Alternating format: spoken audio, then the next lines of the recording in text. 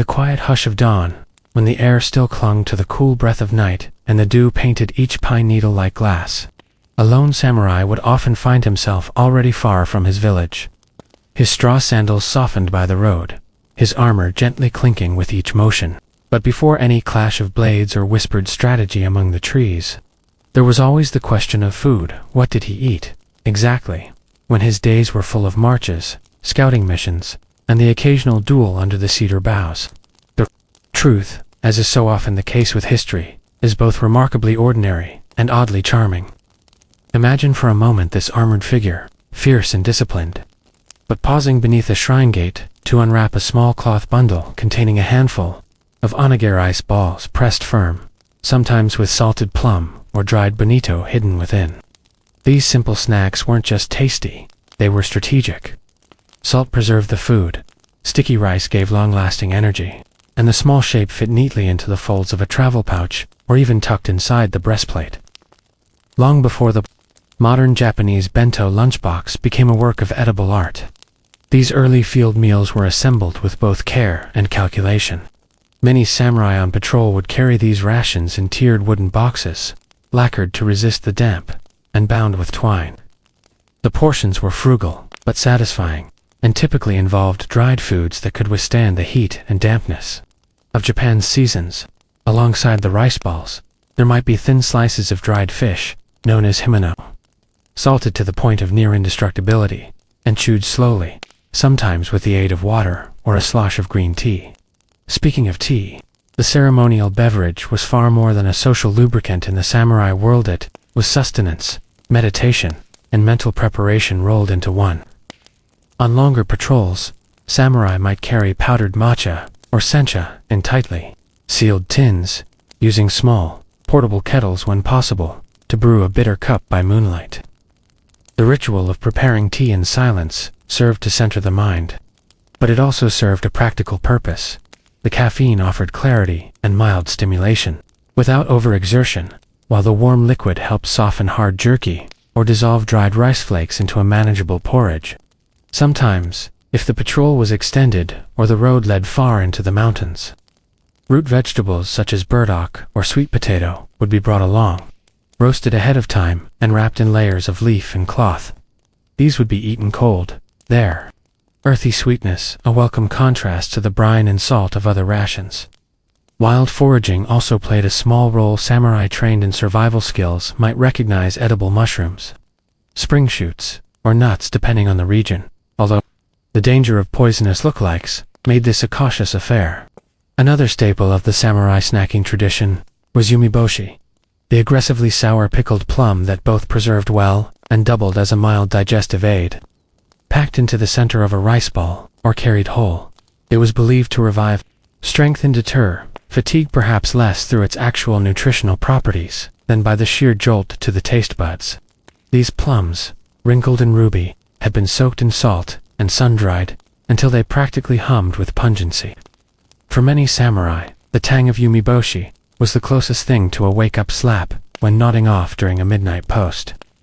Of course, not all food was consumed on the move. When a patrol settled for the night, perhaps in a village that offered safe harbor, or a makeshift camp in the forest, a communal meal might be hastily assembled.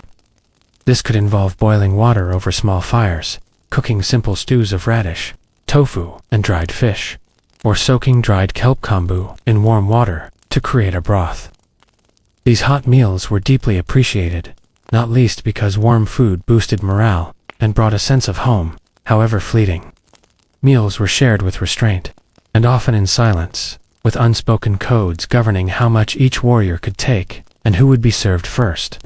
Rank mattered, but so did experience, and veteran fighters might find themselves offered the last sweet potato slice or the biggest portion of fish.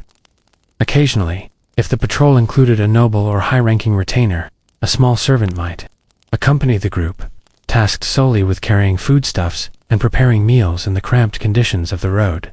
This servant's pack would include dried goods, water flasks, cooking implements, and spices like miso paste or dried yuzu peel to flavor bland dishes.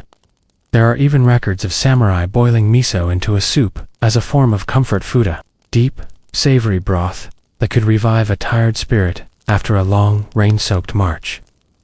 And then there were the snacks meant purely for morale.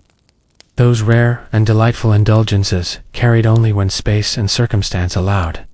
Candied chestnuts, sugar-coated beans, or glutinous mochi cakes might be handed out after a particularly hard day's march, or as a form of reward from a superior. These treats, though modest by modern standards, were deeply appreciated, their sweetness providing a momentary escape from the grimness of battle. Some samurai even carried a bit of wasabi, root trapped in cloth, and grated only when needed though. Whether it was used on the field or kept as a personal luxury remains up for debate. Equally intriguing are the records that describe certain field meals created without fire at all. In times of great danger, when lighting a fire might give away a patrol's position, food was eaten cold and uncooked. Samurai adapted by carrying seasoned rice packed tightly with vinegar or soy, which helped preserve it. These dense, savory blocks could be eaten one bite at a time in total silence, even while hiding in tall grass or crouching beneath a rain-soaked tree. It's no surprise that even in these conditions, the Japanese emphasis on food aesthetics persisted. Some samurai packed their lunches in lacquered boxes lined with leaves for color contrast, their meals arranged with visual care despite the mud and blood of the march. Others wrapped meals in decorated furoshiki cloths, a cultural nod to order and presentation, even amid chaos. All this attention to food, even during the rigors of patrol, reveals a quiet truth. Eating was never just fuel for the samurai, it was a way to preserve dignity, focus the mind, and remain human in an often brutal landscape. While the image of the samurai is typically that of a stern warrior poised for combat, the reality was often much slower, more logistical. NDS filled with quiet snack breaks beneath a pine tree, or while crouched in the shadows of a castle. While the importance of these humble meals can't be overstated, because they were one of the few consistent comforts in a lifestyle filled with uncertainty, danger, and stoic duty. Whether it was chewing a strip of fish to pass the time on a watchtower, sipping bitter tea while listening for enemy footsteps, or unwrapping a rice ball with numb fingers at dawn. These moments stitched together a life that, while disciplined and deadly, was still bound by the small pleasures of daily routine. In the end, what the samurai ate on patrol was not so different from what the farmers, monks, and courtiers ate. What made it memorable was how they ate in silence, with purpose, and often with one eye on the horizon. As the mist of morning lifts and the samurai rises once more, perhaps brushing crumbs from his armor, one realizes that even the most legendary warriors were never above craving a good snack. If one were to follow a samurai on patrol, not for a day, but for a week, the slow rhythms of sustenance would begin to reveal themselves as not merely habits of survival, but expressions of an entire worldview or blend of practicality, ritual, hierarchy, and seasonal mindfulness that shaped how warriors nourished themselves on the road. Food, while never extravagant in these contexts, still carried the elegance of form and subtlety of flavor that Japanese culinary traditions are known for. This is not to say that every patrol meal was a tranquil affair, but rather that, over time, a routine emerged, one carefully adapted to the terrain, the weather, the resources at hand, and the particular duties of the mission. A samurai stationed near a river might supplement his rations with freshly caught fish, sometimes grilled if it was safe to make fire, or more commonly, sun-dried into a salty preserve, tied with thread and hung from the saddle or belt. A patrol, assigned to guard a mountain pass in winter, however, might rely almost entirely on food prepared in advance and carried in layers of oiled paper or bamboo. These meals often included matcha-dense rice cakes, pounded into a chewy brick which could be sliced and eaten aces, or toasted when fire permitted. High in calories and easy to store, mochi was as close as the samurai came to an energy bar, and some texts even mention warriors heating it over the coals of a pinewood fire, while keeping their hands gloved in deer leather against the frost. In warmer months, pickled daikon, strips of dried gourd, or slender rolls of vinegared seaweed offered not only flavor, but digestive balance. Since patrol diets leaned heavily on starches and protein, the presence of these fermented or pickled sides served as an early understanding of gut health, though of course no one used those terms then. They simply knew, through a long habit, that eating this way kept one strong, regular, and less likely to suffer under the burdens of a long march.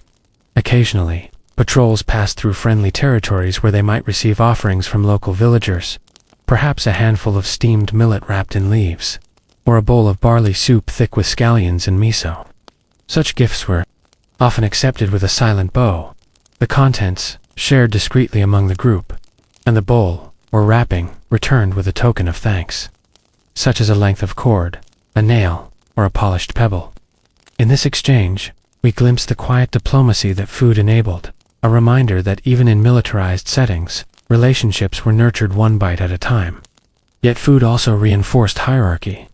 While lower-ranked ashigaru, foot soldiers sometimes, ate from communal pots, or scavenged additional ingredients, higher-ranking samurai had more elaborate meals set Sivan on patrol.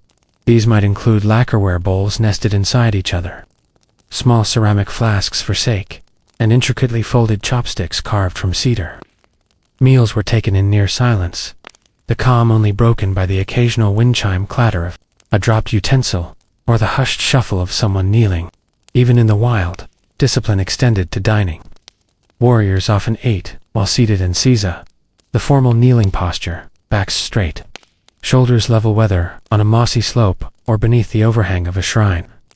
Such posture, far from being symbolic only, actually aided digestion and prevented fatigue in the lower back, a fact recognized intuitively by generations of patrolling men. There are accounts, too, of samurai cooking together when camped using iron tripods to suspend pots over fire pits, boiling river water into broth with chunks of wild greens, rehydrated tofu skin, and whatever meat could be hunted or bartered. In these brief respites, camaraderie flourished, the smells of soy and miso rising into the treetops, while conversation turned to haiku, sword maintenance, or distant family. In such moments, the war faded slightly, replaced by the primal satisfaction of shared food under the stars. Curiously, while the samurai diet was relatively Spartan, it was rarely bland. Shoyu soy sauce, miso paste, fermented bean cakes, and even powdered yuzu peel were carried in small quantities and applied with intention. Some patrols included a designated cook, often a junior retainer, or servant whose job it was to stretch limited ingredients into satisfying meals.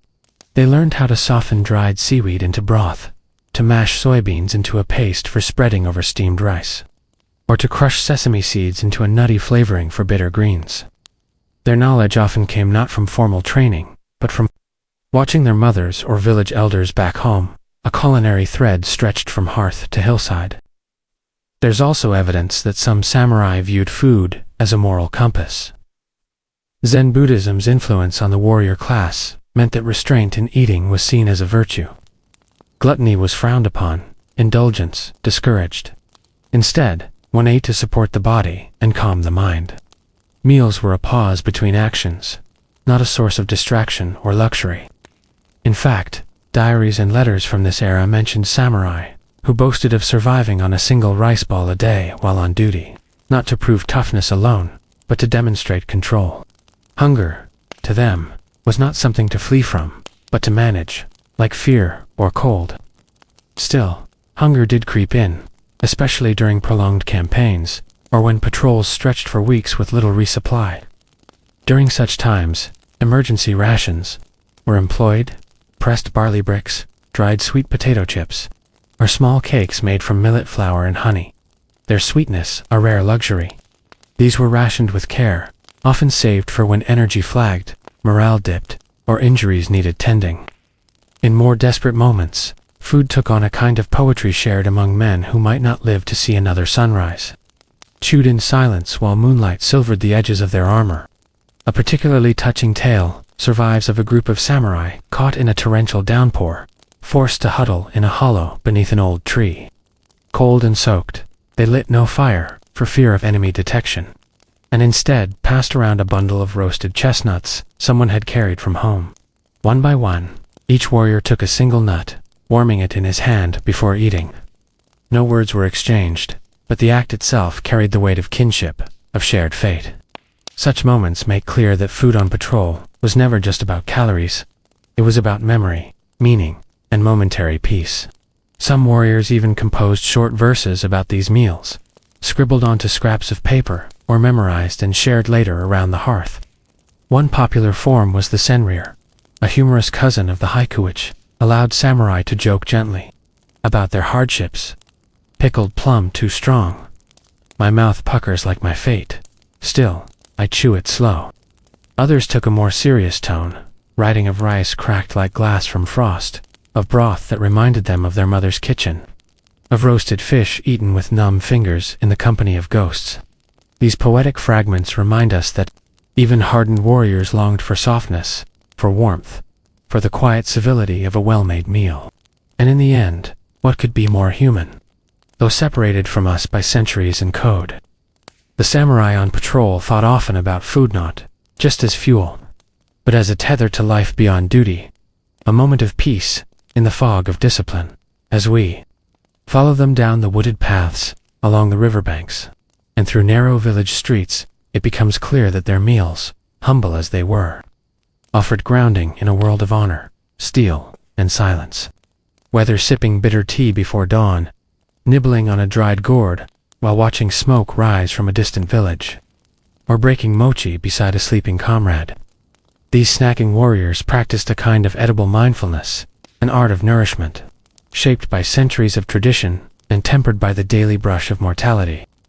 As patrol life wore on, shaped by the slow repetition of footsteps through forests, over rice paddies, and across jagged coasts, the routines of eating became quietly sacred. In the absence of luxurious meals or even basic comforts, the samurai's snack became more than just something to chew.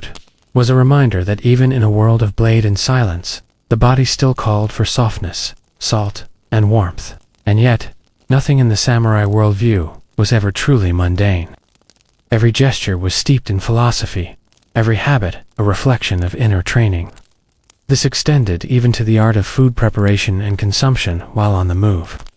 One must remember that the samurai, despite being warriors, were not merely fighters. They were idealized as cultured men, literate, disciplined, and capable of self-reliance. So when they snacked, it was often with care, using simple but precise movements, never hurried, never careless. Their food, kits often compact, folding, and ingeniously designed, contained wooden or lacquered containers for rice, tightly packed, compartments for pickled vegetables, perhaps a small cloth pouch for powdered tea, and a folding knife that doubled as a utensil. These kits were cleaned ritually, even on muddy hillsides or beside battlefield camps. Not because of vanity, but because to respect food was to respect the self. Among the most common items in such kits were onigiri rice balls, shaped in firm triangles or ovals, often salted on the outside to preserve freshness. These were the quintessential samurai snack, compact, calorie-dense, durable, and comforting. Some were wrapped in sheets of dried nori seaweed to prevent sticking to fingers. Others were tucked into bamboo leaves to keep moisture in. Fillings ranged from pickled plum sharp and sour enough to cut through fatigue, 2 tiny bits of salted salmon or bonito flakes mixed with soy. There are tales of samurai keeping a special snack pouch hidden inside their armor, containing 2 or 3 of these rice balls wrapped in waxed cloth, carefully positioned to avoid being crushed during battle. Such details, tiny as they are, reflect how much thought went into every layer of the samurai's gear, not just for combat, but for endurance. Sweet snacks were rarer, but treasured. Sugar was expensive, and most sweetness came from natural sources: boiled sweet potatoes, roasted chestnuts, or red bean paste wrapped in rice flour dough. Sometimes, when stationed in a town for rest or garrison duty, a samurai might indulge in a wagashan, elegantly made sweet, perhaps flavored with sakura blossom or green tea powder, purchased from a local vendor. These moments of softness stood in deliberate contrast to the hardness of training and patrol. To enjoy a sweet was not decadence. It was recognition of season, place, and transience. Zen thought, deeply embedded in the samurai ethos, held that impermanence made moments meaningful. A chestnut eaten under a maple in late autumn was not simply a snack, it was a meditation. And indeed, many patrols were marked by the seasons, which dictated what could be foraged, preserved, or gifted. In spring, wild mountain herbs like fu or warabi might be steamed and seasoned lightly, wrapped in bamboo tubes, and carried along. In summer, dried fish and salted cucumbers provided electrolytes and staved off fatigue. Autumn brought mushrooms, chestnuts, and windfall persimmons, often shared under changing leaves. Winter was harshest cold meals, frozen rice, and pickles so sour they woke the senses. But even then, a well-brewed cup of tea, heated over a cautious flame and poured slowly into ceramic cups, could soothe a soldier's core better than any blanket. The tea itself, usually sencha or hojichu, was light, earthy, and never overpowering. Samurai often carried their own tea leaves, measuring them by habit and brewing them with the patience of ceremony, even when the sky above threatened snow or smoke. This act of brewing tea on patrol, surprisingly common, has been documented in travel scrolls, war diaries, and even poetic fragments from the Sengoku period. One such record describes a general who, before launching an ambush at dusk, sat with his men and brewed a pot of tea, pouring it with steady hands and distributing it first to the youngest among them, not to calm them only, but to bind them a final taste of peace before chaos. Such scenes reflect a truth often missed in dramatic retellings of samurai life. That discipline was not merely about order, but about grace under pressure. Even their snacks were graceful. A bite of dried persimmon, carefully sliced with a short blade. A pinch of toasted barley flour stirred into hot water for a quick, nourishing gruel. A sliver of pickled ginger tucked beneath the tongue to ward off nausea during long rides.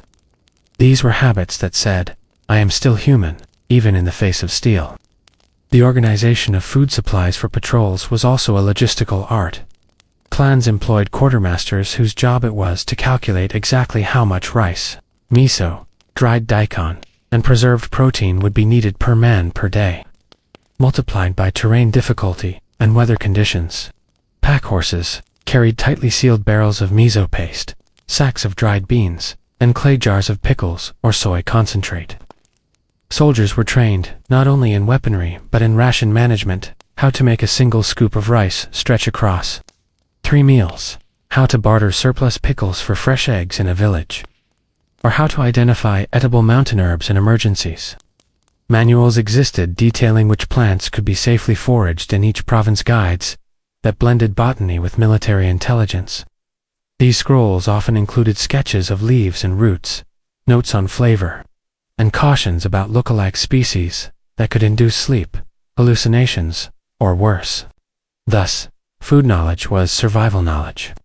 Among more elite patrols, particularly those led by renowned commanders or samurai of noble lineage, a different layer emerged, the symbolic meal. On certain nights, even while patrolling, a small, portable altar might be erected, a single candle lit, and a few grains of rice or slices of daikon placed on a lacquer tray as offerings to the ancestral spirits. This wasn't superstition, it was structure. To eat without remembering one's lineage was to lose the moral compass that guided the sword. And so even in the wild, even on foot, some samurai would pause, kneel, and raise chopsticks in a moment of silent gratitude, not just for the food, but for the family honor that allowed them to eat at all. Curiously, some of the most endearing records of samurai patrol meals come not from the warriors themselves, but from the children of village hosts, who later recalled visits from silent men in armor, who accepted food with deep bows and left behind stories as easily as coins. A girl in a remote mountain village might remember handing a rice ball wrapped in fern to a tall man who smiled without showing teeth. Or an old farmer might recall how a group of patrolmen asked for nothing but hot water to steep their tea, then left the hut cleaner than they found it. These glimpses, preserved in oral histories and local folktales, paint a portrait not of marauding brutes, but of travelers guided by discipline, shaped by hunger, softened by habit. As night fell on these patrols, and the soldiers unstrapped their gear, resting their backs against trees or stones, the final snack of the day took on a special intimacy. Perhaps it was a rice cracker pressed between palms to soften it, or a few sips of diluted sake from a shared flask. Some sang quietly, others chewed in silence, listening to crickets or owls, the sounds of the land they were sworn to protect. The boundary between soldier and sleeper blurred here. With stomachs modestly full, heads leaned back, and armor unfastened. They drifted into sleep, not as warriors, but as men tired, thoughtful, human.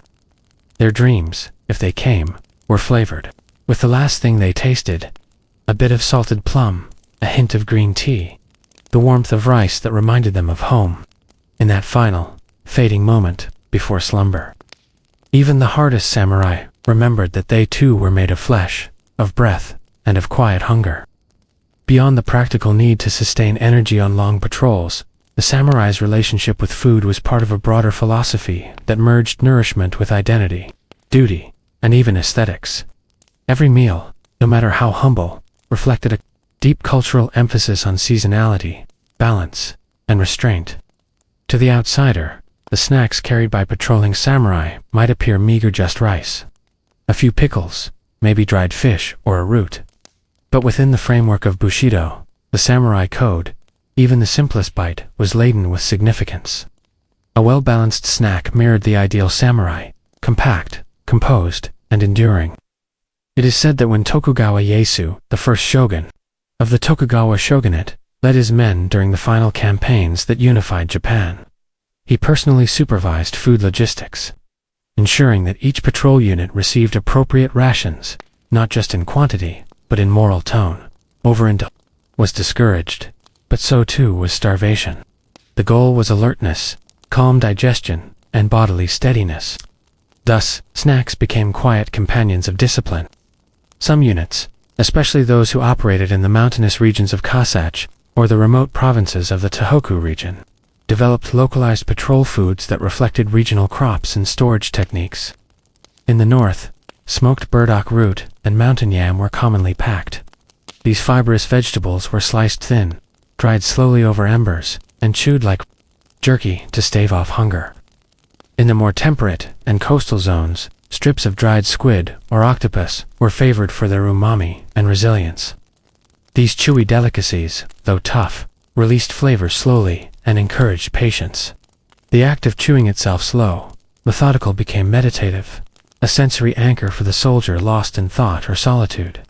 It's worth noting that many patrols consisted not just of seasoned samurai, but of ashigaru foot soldiers as well, peasants turned warriors, often younger and with less formal training.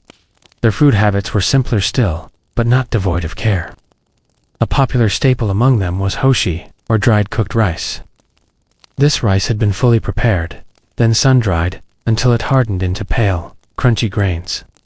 Easily stored and revived. With hot water or broth, hoshi could last months and was light to carry. A handful tucked into a sleeve or small pouch might provide a meal in a pinch. Some ashigaru even toasted these grains over a small flame to make a quick cereal-like dish, adding bits of miso or the occasional pickled vegetable if available. These moments of cooking, huddled over tiny fires, shielded from wind by stones or armor plates, brought warmth not only to the stomach, but to the spirit. In these small acts, chewing dried yam, heating water, sharing pickled daikon lay the camaraderie of patrol life. Bonds were forged not only in battle, but in the quiet rituals of eating together under an open sky. One samurai diary from the 1580s recounts how, during a bitter winter patrol near Ikigo, a unit became snowbound for 3 days. Supplies ran low, tempers rose. Yet the commander, a man of poetic temperament, gathered his men and recited from memory an old waka poem about plum blossoms in spring. Then he handed each man a piece of dried chestnut and instructed them to chew slowly and imagine. They were sitting under blooming trees. The absurdity and tenderness of the moment softened. The cold and the unit emerged from the snowstorm, not only alive, but more closely bound. Stories like this circulated for generations, not because they involved strategy or violence, but because they illustrated what made a warrior more than a fighter. Elsewhere, among the Iko-Iki warrior monks and their peasant allies, patrol meals reflected both religious asceticism and communal sharing. Meals were eaten in silence, food distributed equally regardless of rank, and leftovers often buried or returned to the earth as thanks. Millet cakes, miso pastes, and dried seaweed were common, stored in tightly wrapped bundles, carried on the back, even among these more austere units. There existed the occasional indulgence: candied ginger, steamed chestnut paste, or roasted barley tea poured into wooden cups carved with personal symbols. In such acts, patrols became moving temples of ritual and restraint. But not all snacks were savory or symbolic. Sometimes, particularly among younger samurai, or those on more relaxed assignments, there was room for whimsy. Local confectioners, recognizing their armored clientele, began to craft sweets designed for portability. Honey-glazed rice crackers, pressed sugar tablets infused with yuzu or shiso leaf, and mochi wrapped in waxy leaves that stayed soft even after days of travel. These were purchased not for necessity, but as tokens of home, of a recent festival, or of affection from someone left behind. A soldier might carry one wrapped sweet deep into a patrol, saving it for the longest, loneliest night, letting it melt on his tongue like a whispered memory. Diaries and poems often mention such tokens. A haiku from the early Edo period reads, "Cold wind on my face, one plum candy from her sleeve, still tastes like summer." Such lines remind us that the snacking samurai was not a caricature of stoicism, but a person navigating boredom, fatigue, weather, and longing. His food habits, far from being trivial, were his lifeline to routine, identity, and inner peace. Interestingly, the culture of patrol snacks also left an imprint on Japanese culinary history. Some recipes developed specifically for samurai travel have endured into the modern era.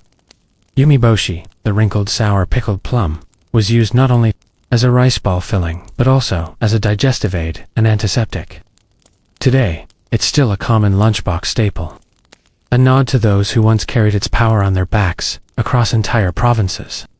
Similarly, miso balls, compressed paste mixed with seaweed and dried tofu, originated as a soldier's instant soup kit and have since evolved into modern freeze-dried miso packets. Even the way modern bento boxes are organized with balance, portability, and aesthetic in mind draws partially from the food kits of traveling warriors. Perhaps the most touching legacy, however, lies in the emphasis on mindfulness. In an age when meals are often rushed or distracted, the samurai patrol snack reminds us of a different approach, one where even a handful of rice is worthy of full attention, where chewing a chestnut under a tree is an act of presence. It reminds us that eating was not divorced from being. It was a ritual of gratitude and groundedness, conducted no matter the weather, the mission, or the mood. In this way, every snack became a story, and every patrol a quiet procession of remembered flavors. As night deepened and patrol units found rest beneath makeshift shelters or beside flickering lanterns, the day's final bite often carried the soul of the day within it. Whether it was a last sip of barley tea, a sliver of pickled root, or the soft center of a mochi, saved since morning, it grounded the warrior to the earth beneath him. These moments, stitched together across generations and regions, formed an invisible thread through samurai history, not of battles, but of sustenance. And it is through these small, edible relics that we glimpse not only the practicality of the past, but its poetry.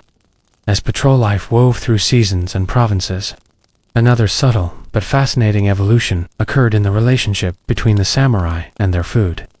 The gradual influence of tea culture, which began not merely as a luxury or courtly diversion, but as a deeply meditative companion to the weary traveler. While the grand tea ceremonies of Kyoto or the scholarly salons of Edo may seem distant from the rugged, armored march of samurai patrols, there is abundant evidence that even in the remotest provinces, a quiet reverence for tea as ritual and rest emerged. By the late 15th century, powdered green tea had become a staple not just of the aristocracy, but of temple complexes, traveling monks, and eventually elite warriors. Though brewing a formal bowl of tea was impractical on patrol, simplified variations began to appear in the field. Soldiers would carry small lacquered or bamboo canisters of powdered tea, occasionally mixed with dried yuzu peel or crushed sansho pepper for flavor and vitality.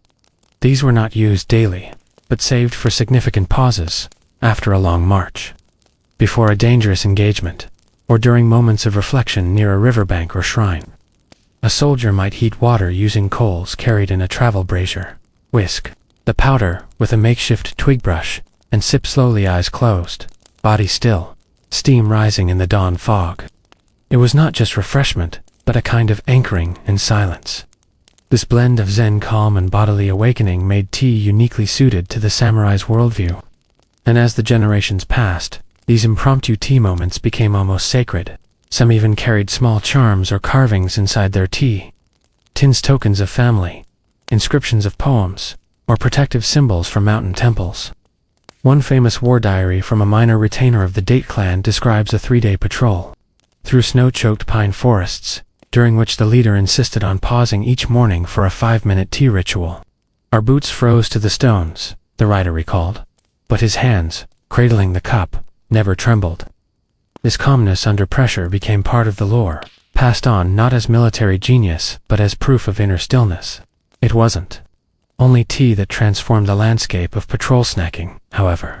The presence of regional food cultures, each with their own distinctive snacks, ingredients, and preparation techniques meant that no two patrols, even within the same clan, ate identically. In the western islands of Kyushu, for instance, where Chinese and Korean influences blended with native traditions, patrol rations often included preserved mung bean paste, spiced soy cakes, and even citrus peels candied in sesame. In the north, near Aomori, where winters were brutal and supplies precious, preserved seafood dominated. Smoked herring bones, salted sardines, flattened into thin slabs, and kelp knots soaked in rice vinegar until chewy. These regional foods were more than just sustenance, they were identity. A soldier from Satsuma might recognize a comrade from Tosa by the smell of his pickles. A nod, a comment, a sense of quiet pride. In an age before passports or uniforms, snack pouches told their own stories. This food-based identity was especially strong during the Edo period, when long patrols became more about policing and presence than active warfare. By then, peace had settled under the Tokugawa shogunate, but the roads still needed watching, the temples guarding, the mountain passes inspecting. Samurai, often growing restless in their peacetime roles, found new meaning in routine, and food became one of the few daily pleasures not dictated by hierarchy or ritual. In some castles, patrolled food preparation was treated with meticulous care, and there were even culinary competitions among castle kitchens to design the most balanced, long-lasting, and regionally distinct patrol kit. Reports from the castle town of Haikon suggest that by the late 1700s, some patrol officers carried snack boxes with hand-labeled compartments: rice, pickled plum, dried gourd strips, sesame brittle, and morale wrapped in silk and bound with string dyed in clan colors. It is no coincidence that during this same period, illustrated patrol journals began to emerge, complete with sketches of food arrangements, instructions for folding rice wrappers to avoid leaks, and diagrams of how to repack bags to avoid crushing delicate tea tins. These small details, drawn lovingly by anonymous hands, remind us that the samurai world, often imagined as one of sword and blood, was also one of care, planning, and quiet appreciation. Equally compelling is the way nature itself influenced the rhythm of eating on patrol. In spring, certain plants were foraged en route: wild fuki shoots, young bamboo, sansai herbs, all lightly seared or dried and added to rice balls. In autumn, roasted chestnuts and pressed persimmons were popular, as much for their symbolic evocation of the season as their nourishment. This attentiveness to seasonal food was not incidentally reflected the samurai's larger alignment with cyclical time, with harmony, with the idea that to eat with the season was to fight alongside it. There are accounts of commanders delaying patrol departures by a day, just to allow their men to collect enough young bracken shoots or mountain mushrooms to bring home. And when they did return, those gifts, humble, earthy, wrapped in cloths, louder than metals. The connection between snack and season extended even to weather. During patrols in humid months, soldiers favored vinegar-soaked rice or barley with pickled ginger to prevent nausea and keep the stomach cool. In winter, miso was stirred with sake leaves and packed into cloth pouches, then thawed over a flame to produce a hot, reviving soup. Some patrol groups even carried storm snacks, extra rugged fare, like twice-dried rice cakes or vinegar-rolled kombu, designed to survive rain and mud. The very act of preparing for weather through food was an extension of martial awareness.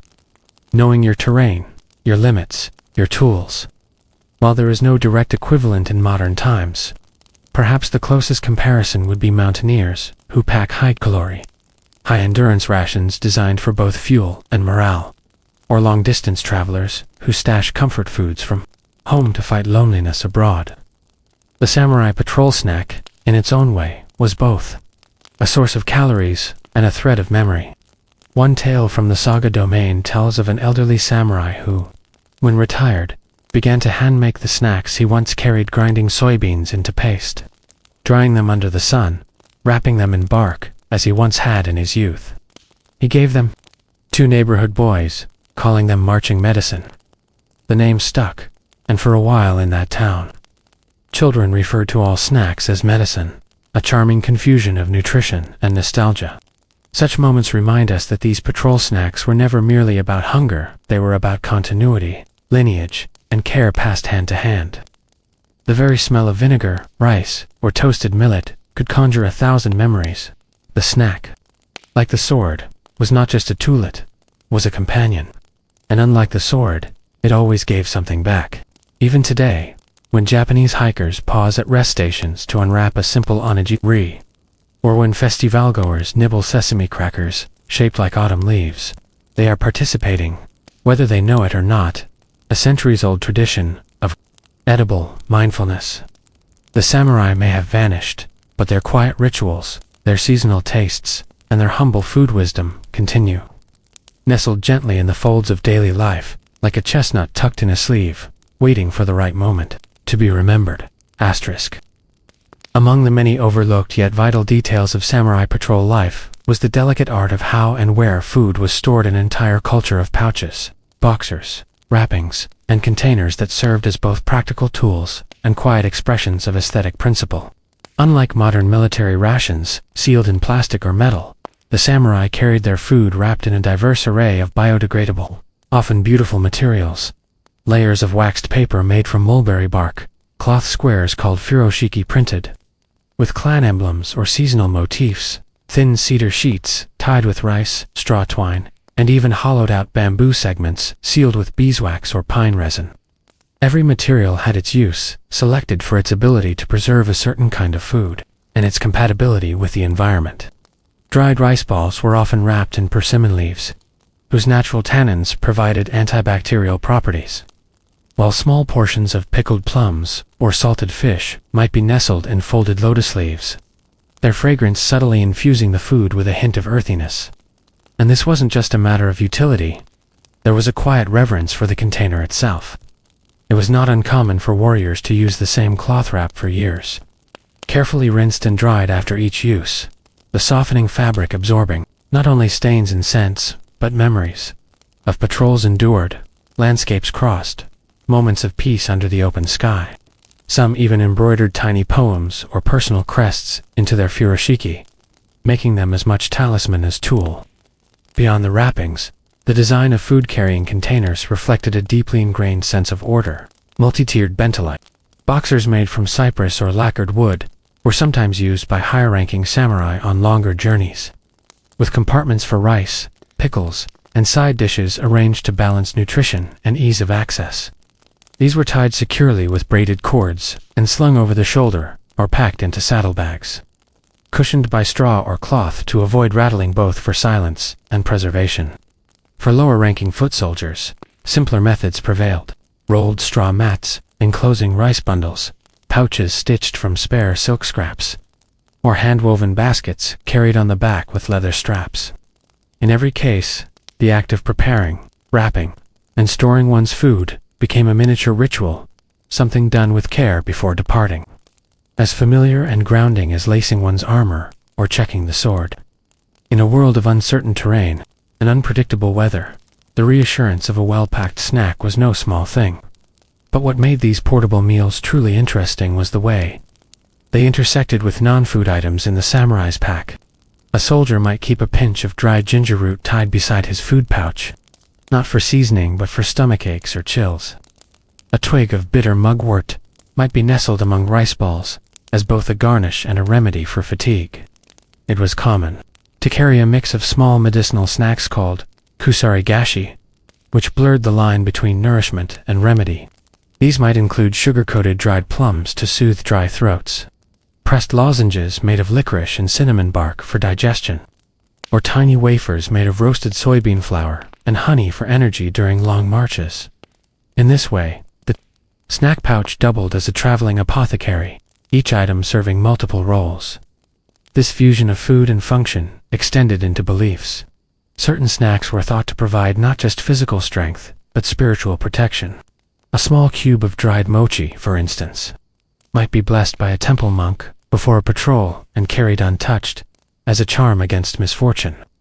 Some samurai painted prayers or protective characters, such as the banji of Fudo Myoji, onto the surface of rice cakes with edible ink made from black sesame or charcoal. Others included a dried chrysanthemum petal in their rice to symbolize longevity, or a single red bean to ward off evil spirits, drawing from Shinto and Buddhist practices that permeated daily life. And just as the contents of a samurai's snack pack told a story about his beliefs, status, and region, so too did his eating habits in the field reflect his discipline. A warrior might set aside his best morsela, salted plum, a sliver of roasted eel for the end of the day, creating a psychological anchor, a reason to endure. Others divided their snacks by time of day. No matter the march's chaos, rice in the morning, pickles at noon, sweets in the dusk. This adherence to routine, even amidst unpredictable patrols, helped preserve mental focus. More senior samurai were known to regulate the food portions of their men, not just for fairness, but to maintain rhythm. Let your hunger not outrun your feet, one Tokugawa manual advised. Overeating during rest periods was discouraged, as was drinking too much water, practice considered weakening to the internal energy, or ki. Instead, small deliberate bites were encouraged, chewed slowly to aid digestion and awareness. This emphasis on mindful eating was rooted in both martial training and Zen influence, where every act, no matter how mundane, became an opportunity for practice. And so eating like walking, breathing, or sword drawing became a form of meditation. In certain elite patrol groups, especially those affiliated with temples or training halls, there were even rules about posture during meals. One must sit cross-legged, back straight, mouth closed between bites. One must not look into another's pouch. One must never complain about the food, nor praise it excessively, as both indicated imbalance. Such customs, while seemingly austere, helped create a sense of shared purpose and restraint, qualities valued as much as swordsmanship. Stories abound of younger warriors learning these customs the hard way, scolded for slouching, teased for hoarding, or punished for throwing away a rice grain. One tale from the Kaga domain tells of a youth who, after discarding a half-eaten rice ball, was made to retrieve and clean it, then recite 5 proverbs on frugality before being allowed to sleep. Yet these practices were not merely punitive, were designed to instill gratitude, to remind the warrior that even simple food, hard-earned and lovingly prepared, was worthy of respect. This reverence for food extended beyond the self. During patrols that passed through villages, it was customary for locals to offer small gifts: dried mushrooms, pickled daikon, roasted barley, or sweet potato slices, often left at roadside. Altars are handed discreetly as the samurai passed. Accepting such gifts required humility. One must bow, offer thanks, and never demand more. Some patrol leaders instituted quiet rules about redistribution, ensuring that the food reached the poorest soldier or was saved for the final day. In return, the patrol might leave behind a coin, a scrap of silk, or a poem written on paper, folded with care. These exchanges, simple and unspoken, formed a web of mutual care between protectors and villagers. It's perhaps this spiritual combination of discipline, gratitude, and silent ritual that makes the samurai patrol snack feel so curiously modern. Today we speak of mindful eating, sustainability, and intentional living, unaware that centuries ago, armored travelers moving through cedar forests practiced these very principles, not as philosophy, but as necessity. They knew the value of a wrapped rice ball, the comfort of warm tea, the power of a plum seed carried for luck. They understood, in their bones, that how one eats is how one lives, and How one lives is how one is remembered. In that sense, the snack pouch was more than a container, it was a mirror. A mirror that, when opened under moonlight, revealed not just food, but character. And when the march resumed, and the wrappers were folded, and the boot stepped forward, once more the memory of those humble meals lingered, soft as steam from a hidden bowl, rising into the cold morning air. Asterisk. While samurai patrols were often romanticized as solemn and disciplined affairs, filled with the clink of armor and the wisdom of Zen silence, they were also human ventures in every sense, punctuated by idle chatter, long waits, shared boredom and, naturally, shared snacks. The act of sharing food among warriors was not merely an act of kindness, but an almost ritualistic demonstration of loyalty, trust, and camaraderie. Much like how one might pass a cup of tea today to begin conversation in the quiet woods of medieval Japan, a gesture as simple as splitting a roasted chestnut or offering half a dried persimmon could carry profound social weight. Among warriors, especially during the Edo period, when long patrols through mostly peaceful domains became more about presence than battle, there emerged a rich, if understated, culture of food sharing. This did not involve grand feasts or elaborate exchanges, but rather the passing of small, things-pressed barley sweets from a samurai's home province, a special rice cake gifted by a child before departure, or a rare seasonal treat like a candied cherry blossom petal wrapped in a scrap of silk. These moments happened in the hush between duties, when resting beneath a tree during a midday halt, or as the evening mist gathered around camp, and one samurai unwrapped his bundle to reveal a delicacy brought from home. As he passed it around the circle, it was not unusual for others to respond in kind, digging out their own small treasures, thus beginning a quiet exchange of stories, flavors, and memories. These food-sharing moments helped bridge the invisible social lines between high and low-ranking soldiers. A captain might share a dried fish glazed in miso with his men, not to curry favor, but to show he remembered the discomfort of long marches. And when a junior warrior shyly offered a bite of his preserved radish or rice candy, it was seen as a gesture of respect and inclusion, even if the senior samurai declined with a polite shake of the head. What mattered was the offering. Sometimes, these exchanges included tiny food items with attached stories, like the samurai who kept a bit of pickled burdock root made by his grandmother, swearing it cured fatigue, or another who brought along a hardened sugar sculpture shaped like a crane, claiming it was a wedding gift he had never eaten. Such foods, by virtue of their backstory, became talismans, not just nourishment. As dusk approached on these patrols, the patrol leader might call a soft halt, while one man tended to the horses and another checked the flintlocks or sword edges. Someone would quietly boil water. A small brazier, fueled by twigs or charcoal pellets, would be lit with practiced efficiency, and out came the tea packets, carefully wrapped in paper and tied with thread. The tea was often of humble quality, green and bitter, sometimes made from roasted brown rice if true tea leaves were scarce. But with it came warmth, and the soft clinking of cups, bamboo, metal, or ceramic, depending on what the patrol carried. Alongside the tea came snacks, often laid on clean flat stones or wooden planks like miniature picnic tables. These included roasted soybeans, dried seaweed crisps, smoked squid threads, or black sesame balls held together with malt syrup. The ritual was not formal, but it was attentive. No one spoke loudly. One ate slowly, eyes watching the wind move through tall grass, or the movement of a hawk circling above.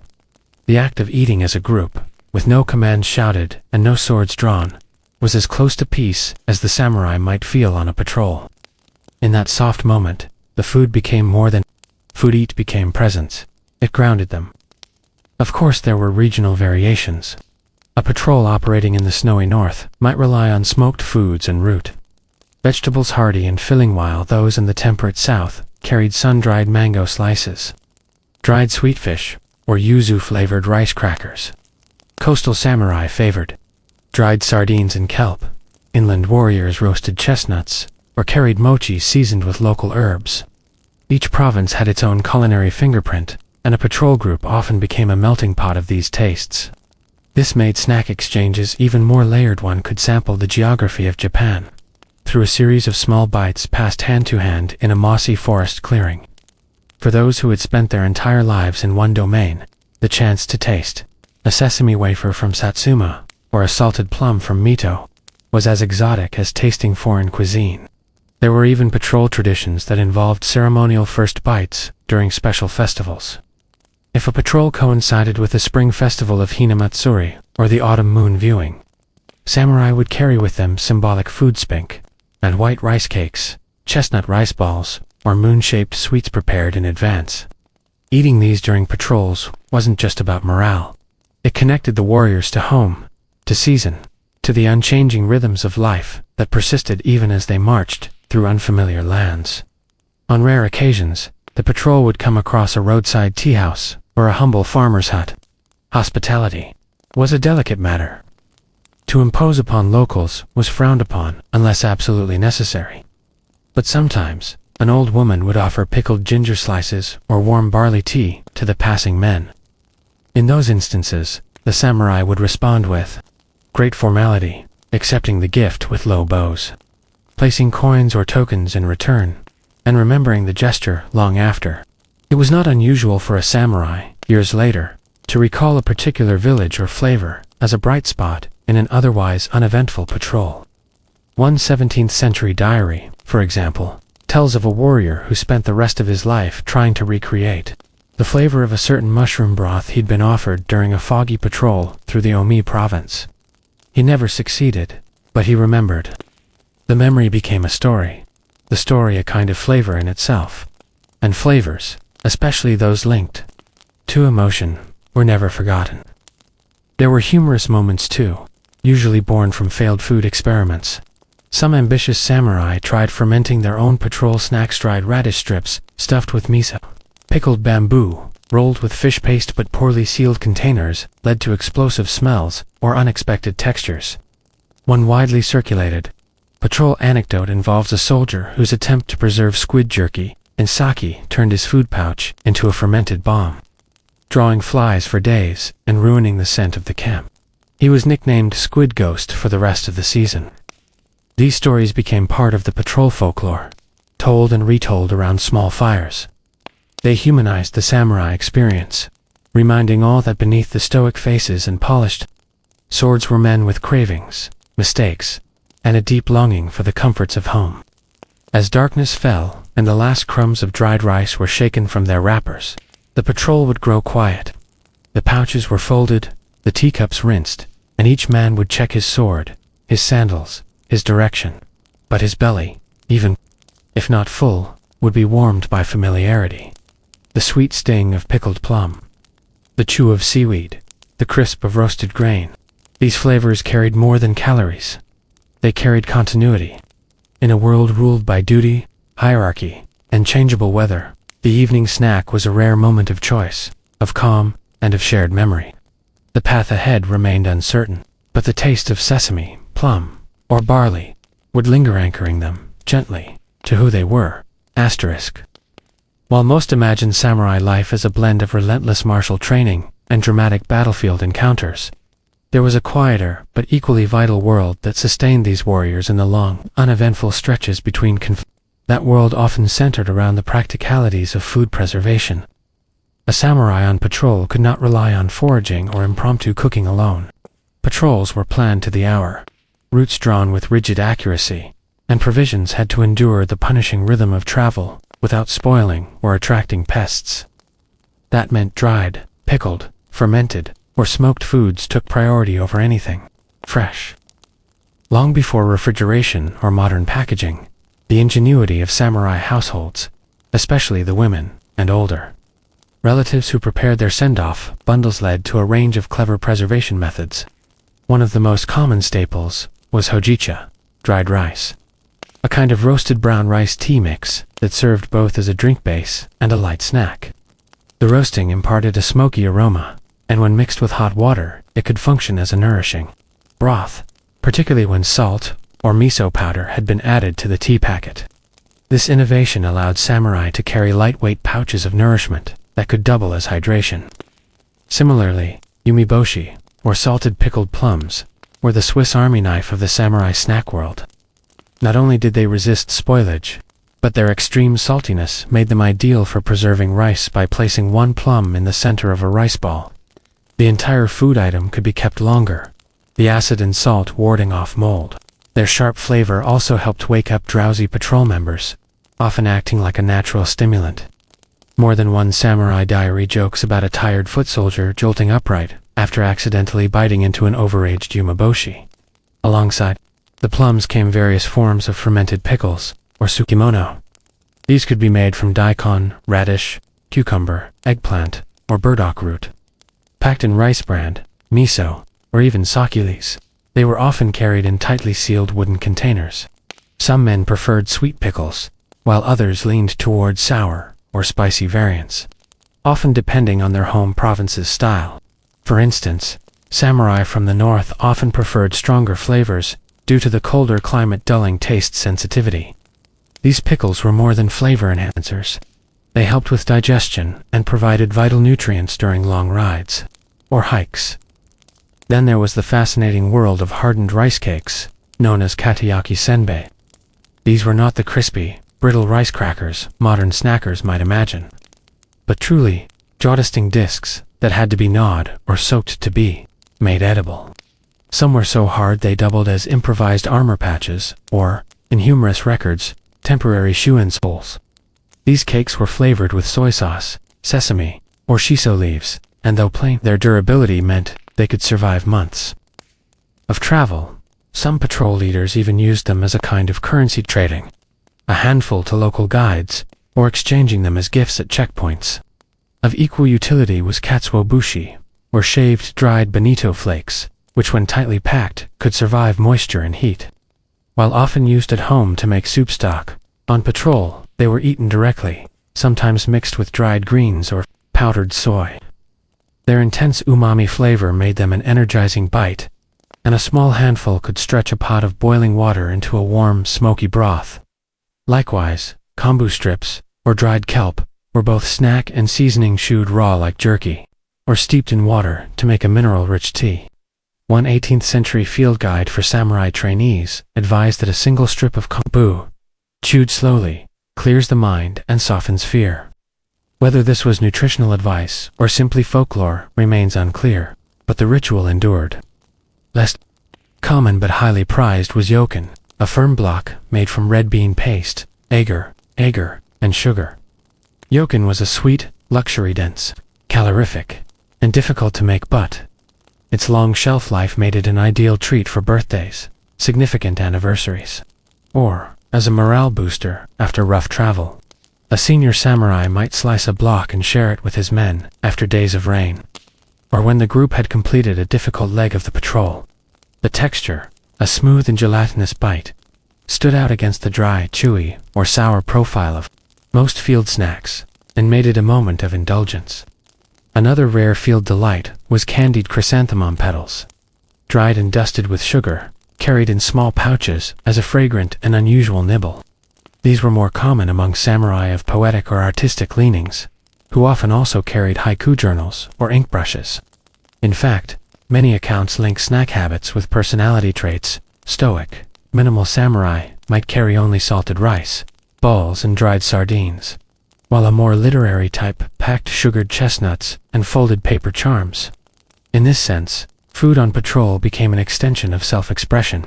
The bento, though modernized in today's culture, existed in early forms as layered wooden boxes or cloth-wrapped bundles. These were packed with incredible care before a samurai left home. Wives, mothers, or trusted retainers would include small surprises, seasonal chestnuts, lotus root slices, or a pressed rice cake shaped like a lucky animal. Sometimes, these lunch bundles contained tiny paper notes or poems, a way to maintain connection across distance. Some patrol leaders even enforced bento check-ins, where men would eat together and share what their homes had prepared, turning mealtime into both sustenance and subtle competition. Whose rice stayed warm longest? Whose pickles were least soggy? Whose plum was the biggest? In the colder months, miso balls were popular. These were small orbs made of dried miso paste, mixed with chopped vegetables or grains, hardened into spheres and wrapped in leaves. When added to hot water, they produced instant miso soup. Soldiers often carried a pouch of these balls, them at rest stops. Likewise, soaked soybeans, or naimame, could be dried and flavored with sugar or salt for a chewy snack. These weren't flashy, but were filling and rich in protein. A rare few patrols, especially in mountainous regions, also carried pressed tofu jerky, a firm soy product dried into leathery strips, which could be chewed like meat or cooked into rice. Then there were field sweet sugar-dusted beans, tiny plum candies, black sugar cubes from Okinawa. These not only provided quick energy, but helped mask the less pleasant tastes of other preserved foods. As dental care was not high on the samurai priority list, sweets were eaten slowly and often followed by tea or a rinse from water gourds. A few samurai even swore by chewing on licorice root or dried citrus peel, both of which doubled as breath fresheners and were believed to have medicinal benefits. Perhaps the most curious among all these was the inclusion of non-edible food charms. Carved wood or stone tokens, resembling rice balls, plums, or teacups, were sometimes tied to pouches or armor, meant to bring luck or ward off hunger spirits. The samurai mind did not separate the symbolic from the practical. Everything on patrol had meaning. A piece of dried tofu might carry the memory of a farewell breakfast. A strip of seaweed might recall a shoreline walk with a child, and even a cracked senbai could remind one of a sibling's joke or a broken promise. Food memory was armor for the heart. And so, with pouches stuffed with these resilient story-filled snacks, samurai took to the hills, the forests, the mountain passes quiet and alert, bellies never truly full, but rarely empty. The rhythm of their footsteps matched the crunch of pickled daikon, the chew of kelp, the softness of yokan. Their patrols were as much journeys of taste as of territory. Every wrapper untied was a story recalled. Every bite chewed was a place remembered.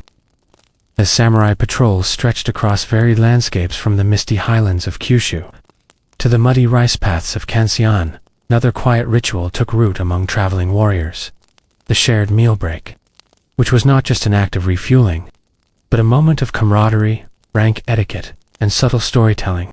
Though imagined today as stoic lone wolves, samurai moved in organized units, especially during routine border checks, village disputes, or castle-to-castle communications. In these groups, the midday or dusk meal served as both a strategic pause and a stage where unspoken rules played out. Senior samurai would often claim shaded or elevated spots, while younger footmen sat in tighter clusters, their portions more modest, their voices softer. Meals were rarely eaten in silence. Even the most rigid warriors appreciated a bit of chatter when mouths weren't full. A common theme of these conversations was food itself: where it came from, how it was prepared, who packed it. Jokes about overly salty pickles or rice balls that had gone rock hard overnight were exchanged like battlefield stories, lending levity to the otherwise monotonous stretches of marching. There were often comparisons of regional snacks. A man from Satsuma might proudly boast of his mother's smoked daikon chips, while one from Edo would grumble that nothing beat the sesame miso puffs his sister made each New Year's. Among these dialogues, deeper threads of homesickness, family pride, and cultural variety were gently woven into the fabric of daily sustenance. The act of eating became storytelling. Even utensils carried weight. While many samurai ate with simple chopsticks carved from nearby wood, higher-ranking ones might possess collapsible lacquerware sets that included small knives or spoons. These were often kept in protective cases, decorated with family crests or protective symbols. For instance, a patrol leader might produce a lacquered box with a dragon motif and emblem of strength or family lore, while another's case bore a peony blossom, a symbol of transient beauty. These items were as telling as the food itself, subtle status markers, as well as personal talismans. Water, too, held significance. Carried in gourd-shaped flasks or bamboo tubes, it was rationed carefully and shared more cautiously. Some samurai flavored their water with dried plum skin or a bit of tea powder, turning hydration into a small comfort ritual.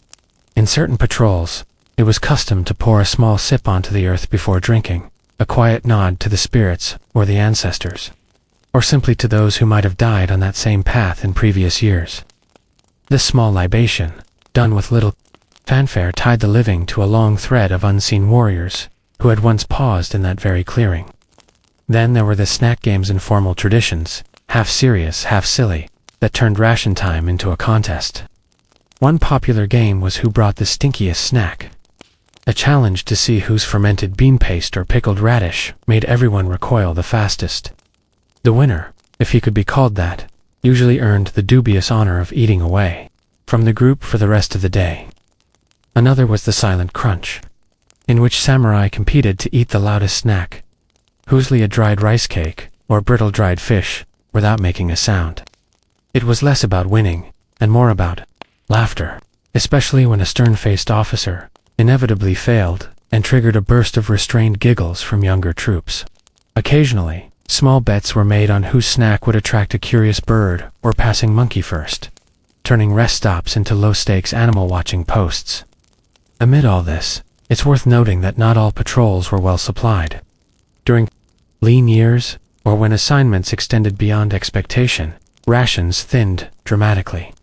In such cases, samurai resorted to wild edibles, nuts, pine needles for tea, river mosses, or edible mountain leaves like fuki and warabi. While many samurai were trained to identify these survival foods, they weren't always pleasant. One diary mentions a week-long stretch of nothing but bitter root, mash, and shameful hunger. In times like these, even the humblest dried plum was treasured like gold. There were also rare luxury patrols, typically involving high-ranking emissaries, or celebratory missions, where elaborate picnic-style meals were permitted. These included multi-layered, lacquered boxes filled with cold soba noodles, sweet egg omelets, tamagoyaki, fish rolls, and even seasonal fruits like persimmons or yuzu segments. Though logistically tricky, these meals served political purposes, as well impressing allies or signaling refinement. Food on these occasions was not only sustenance, but diplomacy. Yet no matter the quality of the meal, what remained consistent was the emotional geography it mapped. A simple snack could anchor a man to his home, his wife's efforts, his mother's teachings, or his village's harvest customs. There's a touching account of a samurai who refused to eat the pickled radish packed by his sister, choosing instead to carry it as a keepsake of her hands, only eating it when he was sure he would not return from a dangerous assignment. Another recounts how a hardened warrior, after surviving a brush with death, wept openly at the taste of his wife's rice ball, still faintly scented with ginger and her perfume. These moments defy the stoic mask often associated with samurai, and reveal a softer, more human dimension, one shaped by food, memory, and emotion. The logistics of snack storage on patrols were equally interesting. Foods were packed into wrapping cloths furoshiki, which served multiple purposes: insulation, cleanliness, and symbolic significance. The way one tied their furoshiki could indicate haste, formality, or skill. There were styles for festive wrapping, emergency wrapping, and even condolence wrapping, each with their own folds and meanings. A well-tied bundle was not only practical, but showed discipline, pride, and a respect for what lay within. Occasionally, snacks were stored in small bamboo baskets, sealed with waxed paper or cloth soaked in rice vinegar, which helped repel insects. These containers were then tucked into side pouches or slung across backs, alongside tools, maps, and emergency charms. Every item had its place, and the layout of a samurai's travel gear was as telling as his weaponry. Even the process of unpacking one's meal followed unspoken choreography. Cloth unwrapped just so, contents inspected, eaten in a certain order often, beginning with pickles to awaken the palate, followed by rice or cakes, then ending with a sweet or drink, if available. These rituals, while subtle, offered comfort through predictability. At night, after patrols ended and watch rotations began, some samurai would gather for one final bidafin, a reheated miso ball, or a shared blummock, accompanied by quiet stories or poetry. These were not feasts, but they were sacred in their own way. A flickering lantern, a few chewed soybeans, and a poem scribbled on rice paper might be all that stood between a man and his thoughts, in the vast, dark silence of the countryside. Through these routines, food became more than calories. It became rhythm, structure, remembrance, and in the margins of every salted plum and brittle. Senbei lay the quiet truth of the samurai life. Not just war, not just loyalty, but small comforts, carried in silence, nibbled in laughter, and remembered in taste. The world of samurai snacks, then, was not trivial. It was as layered, practical, poetic, and precise as their armor and far more delicious. As the seasons changed and samurai patrols adapted their routes to the rhythms of nature, their snacks subtly shifted with the environment too, following not just agricultural availability, but deep-rooted cultural customs tied to the calendar. In spring, when cherry blossoms dusted the air like soft snow, samurai favored sakura-flavored rice balls and pickled cherry leaves wrapped tightly around sweetened mochi. These were not extravagant treats, but quiet nods to renewal, beauty, and the fleeting nature of life, a theme that resonated deeply with samurai philosophy. The same warrior who might have stood stone-faced during a skirmish could be caught quietly admiring a petal resting on his bamboo flask, thinking of home, poetry, or the last festival he attended before duty called.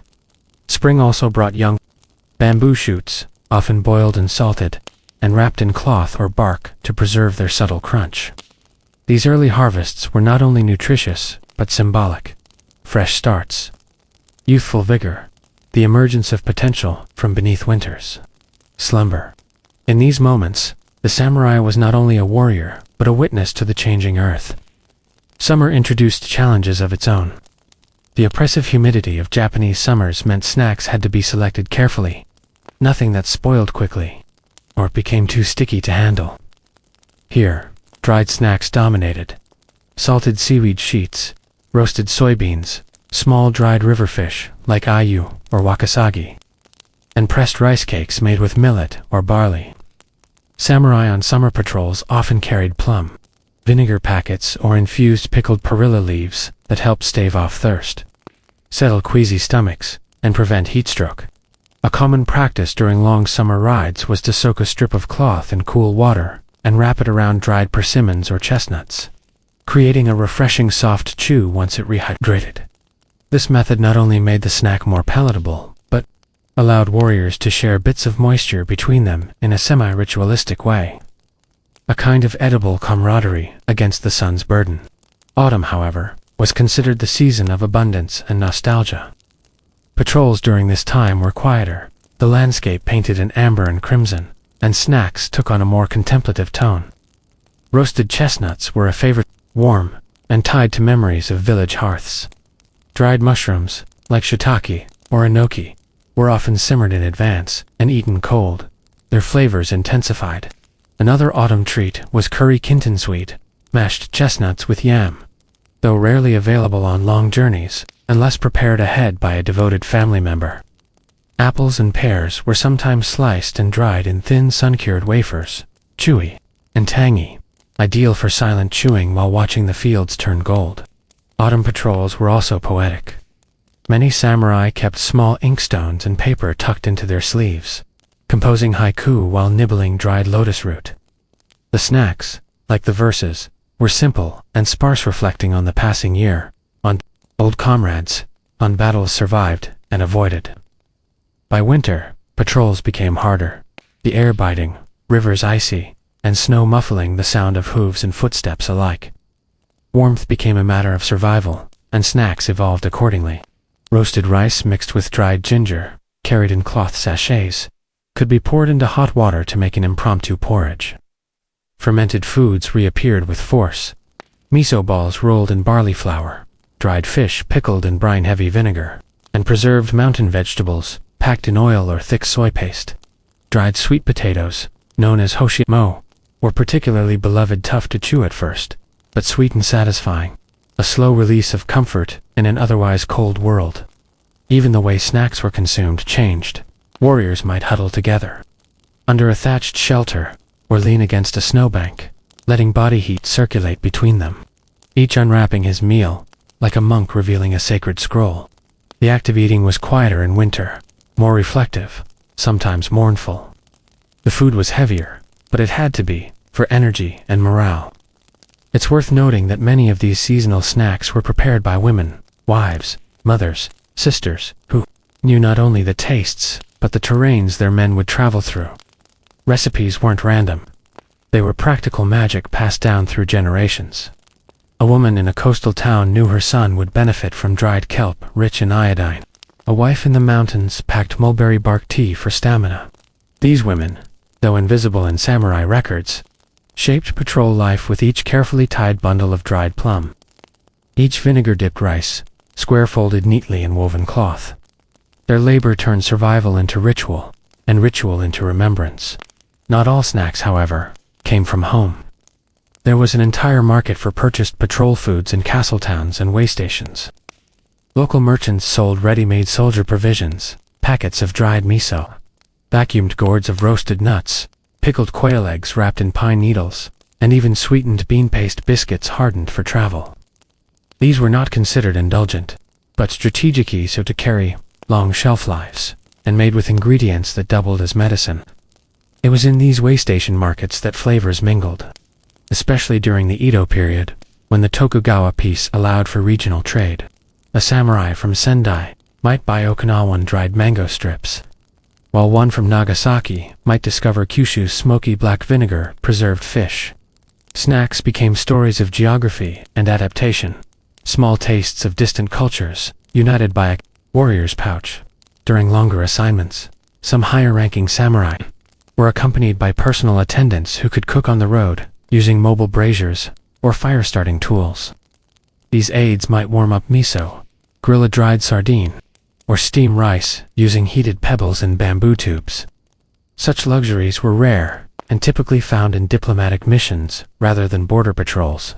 Still, even among lesser samurai, one could occasionally find communal efforts to warm food, a shared fire pit, a shared pot of tea, or a makeshift wind shelter where roasted grains were passed around like treasure.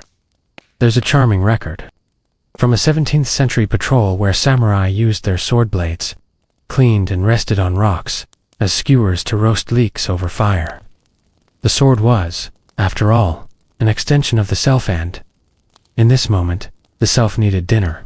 Among spiritual practices tied to patrol snacking was the use of omamorismal, protective amulets often attached to lunch pouches. These charms, blessed by Shinto or Buddhist priests, were believed to protect not just the warrior, but his food from spoilage or theft. One popular charm among night patrols was dedicated to keeping away wild dogs, particularly in rural provinces, where food scents attracted unwanted visitors. Others bore blessings for digestive health, or for safe return.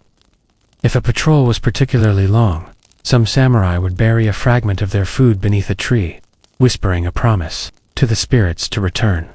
This wasn't superstition as much as a contractor's symbolic exchange of nourishment and safe passage. Rare were the days when patrol snacks caused friction, but it did happen. There are mentions of snack envy, where a lower-ranked samurai would eye the delicacies of a superior and sigh longingly, especially when his own pouch held little more than hard barley cakes. Occasionally, disputes erupted over food theft or unequal distribution, and these were handled with a quiet but firm application of bushido honor demanded apology, restitution, or in some cases, shared penance through fasting. Still, more often than not, food served as a bridge between classes and temperaments. A stern officer might share a slice of his citron peel candy with a trembling recruit, calming nerves with sugar and kindness. A veteran might swap a rice ball for a newcomer's dried mushrooms, sharing advice along with salt. In these acts, the strict hierarchy of samurai life momentarily softened, replaced by something more enduring than disciplined human connection. In the end, samurai snacks were never just about hunger. They were about presence, being in the moment, honoring the hands that prepared the food, respecting the land that grew it, and recognizing the fragile thread of life that could snap with one misstep or arrow. Each bite carried more than flavor. It carried tradition, terrain, tenderness, and time. Long before convenience food or battlefield rations became standard, the samurai had already perfected a kind of mindful eating, one that blended utility with poetry, necessity with remembrance. And so, whether they were chewing a bitter plum under pouring rain or sipping twig tea beside a frozen stream, the warrior's snack was never boring, not to him, not to the culture, and certainly not to history. as we now descend further into the quiet intricacies of samurai patrol life. It becomes important to explore not just the what of their snacking habits, but the how, the physical containers, routines, social etiquette, and even superstitions surrounding the simple act of eating while out on the road or stationed at a lonely border outpost. For a class so steeped in formality, ritual, and symbolic gestures, even the mundane act of chewing dried seaweed or sipping twig tea could unfold according to surprisingly detailed routines. The first detail, most often overlooked, is how these snacks were actually carried. Samurai didn't simply toss food into a bag and hope for the best. Their provisions were usually packed into small, compartmentalized cloth pouches known as fukusa, tightly wrapped and sometimes lacquered on the inside to resist moisture. Higher-ranking warriors might use small wooden tiered lunchboxes, early bento secured with cord and beeswax-sealed lids, while foot soldiers relied on simpler woven reed containers or folded paper packages. These bundles were always tied carefully, sometimes with knots designed to indicate the type of contents or who had packed it. It wasn't uncommon for a mother or wife to include a hand-painted character or symbol, like a plum blossom or turtle shell, subtly encouraging strength or longevity. Once on patrol, there was often a rhythm to when food was consumed. Unlike modern habits of snacking out of boredom or at irregular intervals, samurai patrols tended to eat either at specific waypoints, rivers, temples, tree-shaded shrines, or in synchrony with the sun. A popular routine was to snack during the jinshu, or midday rest, often timed just after the sun reached its highest point. At this time, patrols would pause in staggered pairs or small groups, each warrior selecting a clean place to sit, sometimes even laying down a square of cloth if the ground was muddy. These snack breaks could last anywhere from 10 minutes to half an hour, depending on urgency, weather, or threat level. There was a quiet etiquette to it. Warriors typically unwrapped their food without words, focused on chewing slowly, refraining from talking unless absolutely necessary. For some, it was a moment of spiritual grounding, comparable to a tea ceremony or solitary prayer. In fact, many likened it to a battlefield version of Ichigo, the notion that each encounter, including with one's food, was singular and unrepeatable. Interestingly, samurai often blessed their food silently, not necessarily through formal religious rites, but through gestures of mindfulness. A common practice before eating was to gently bow the head toward the food, close the eyes for 2 or 3 breaths, and reflect on the labor that had gone into preparing and carrying it. This was not only about gratitude to family or farmers, but also to the land itself and the impermanence of life. The phrase, itadakimasu, still said before meals in Japan today, was sometimes whispered by samurai in these moments, not loudly, but as a private mantra in the presence of nature. As for the physical gestures involved in eating, warriors had to be practical. Gauntlets were removed. Swords were either laid within reach or slung behind the back to avoid accidental topples, and helmets were sometimes tilted back to free the jaw. One must remember that many samurai traveled in armor or partial armor, making it difficult to reach into tight sleeves or open intricate packages. Thus, foods were often pre-scored, sliced, or softened in advance. A slice of pickled radish might be scored crosswise so it could be pulled apart with gloved hands or teeth. Sweet bean cakes could be pre-halved to make sharing easier, and dried plums were occasionally strung on thread and worn around the neck for quick nibbling, especially on horseback. Sharing was a curious gray area. Technically, the samurai class observed a strict code of hierarchy and privacy, meaning that no one was obligated to offer food. However, in practice, especially on longer patrols, sharing became not just common, but expected in subtle ways. A higher-ranking warrior might offer part of his rice bundle to a subordinate, as charity, but as mentorship. Similarly, soldiers from the same province might exchange parts of their hometown snacks as a kind of unspoken remembrance of where they came from. There were even instances when food became a form of apology. One 16th century patrol record from the Tohoku region recounts an officer who forgot to signal a shift in direction, causing confusion among his men. That evening, instead of a formal reprimand or explanation, he quietly distributed slices of pickled lotus to the uniten, act interpreted as a gesture of humility. And of course, There were the superstitions, some quaint, others surprisingly rigid. Certain foods were believed to bring bad luck if eaten before skirmishes, namely eel, which was thought to make one slippery and ungrounded in spirit. In contrast, sticky rice or glutinous barley was favored on the day of battle, believed to help warriors stick to the earth and hold their stance. Some even chewed dried soybean husks before confrontation, muttering protective chants. If a patrol was especially tense, it wasn't unheard of for the leader to bury a fragment of food at the base of a tall pine or beneath a shrine marker, offering it to the land spirits in exchange for guidance. Others tied food wrappers into knots and left them dangling on low tree branches as symbolic gesture to leave fear behind. We should also not underestimate the psychological power of smell. The aroma of food on patrol could trigger deep emotional responses. Dried miso, for instance, when mixed with hot water over a fire, released a nutty, salty scent that reminded many samurai of their household hearths. There are recorded poems composed by patrolling samurai in which a single waft of sesame oil or pickled burdock brought tears to their eyes. In this way, food became a portal away to be momentarily transported from a muddy hillside or river crossing to a quiet home. A shared festival, a mother's voice humming by the kitchen, for those fortunate enough to pass through temple territories. Additional snacks might be offered by monks: rice crackers, sweet tea made from roasted barley, or preserved mountain herbs. These were given not as alms, but as expressions of mutual duty. Monks honoring the warriors for protecting sacred grounds, warriors honoring monks for tending the spiritual realm. These temple snacks were often blessed with small chants or gestures of purification. In rare cases, the monks would teach patrols how to make their own teas or pastes from foraged materials, which some samurai adopted into their routine. Certain elite clans even recorded these temple-influenced recipes in family scrolls. And then, there were the innovations. Some samurai began to experiment with mixing roasted grain powders called kinako into dried rice balls to give extra energy. Others carried miniature sieves, made of bamboo, to strain river water for makeshift soups.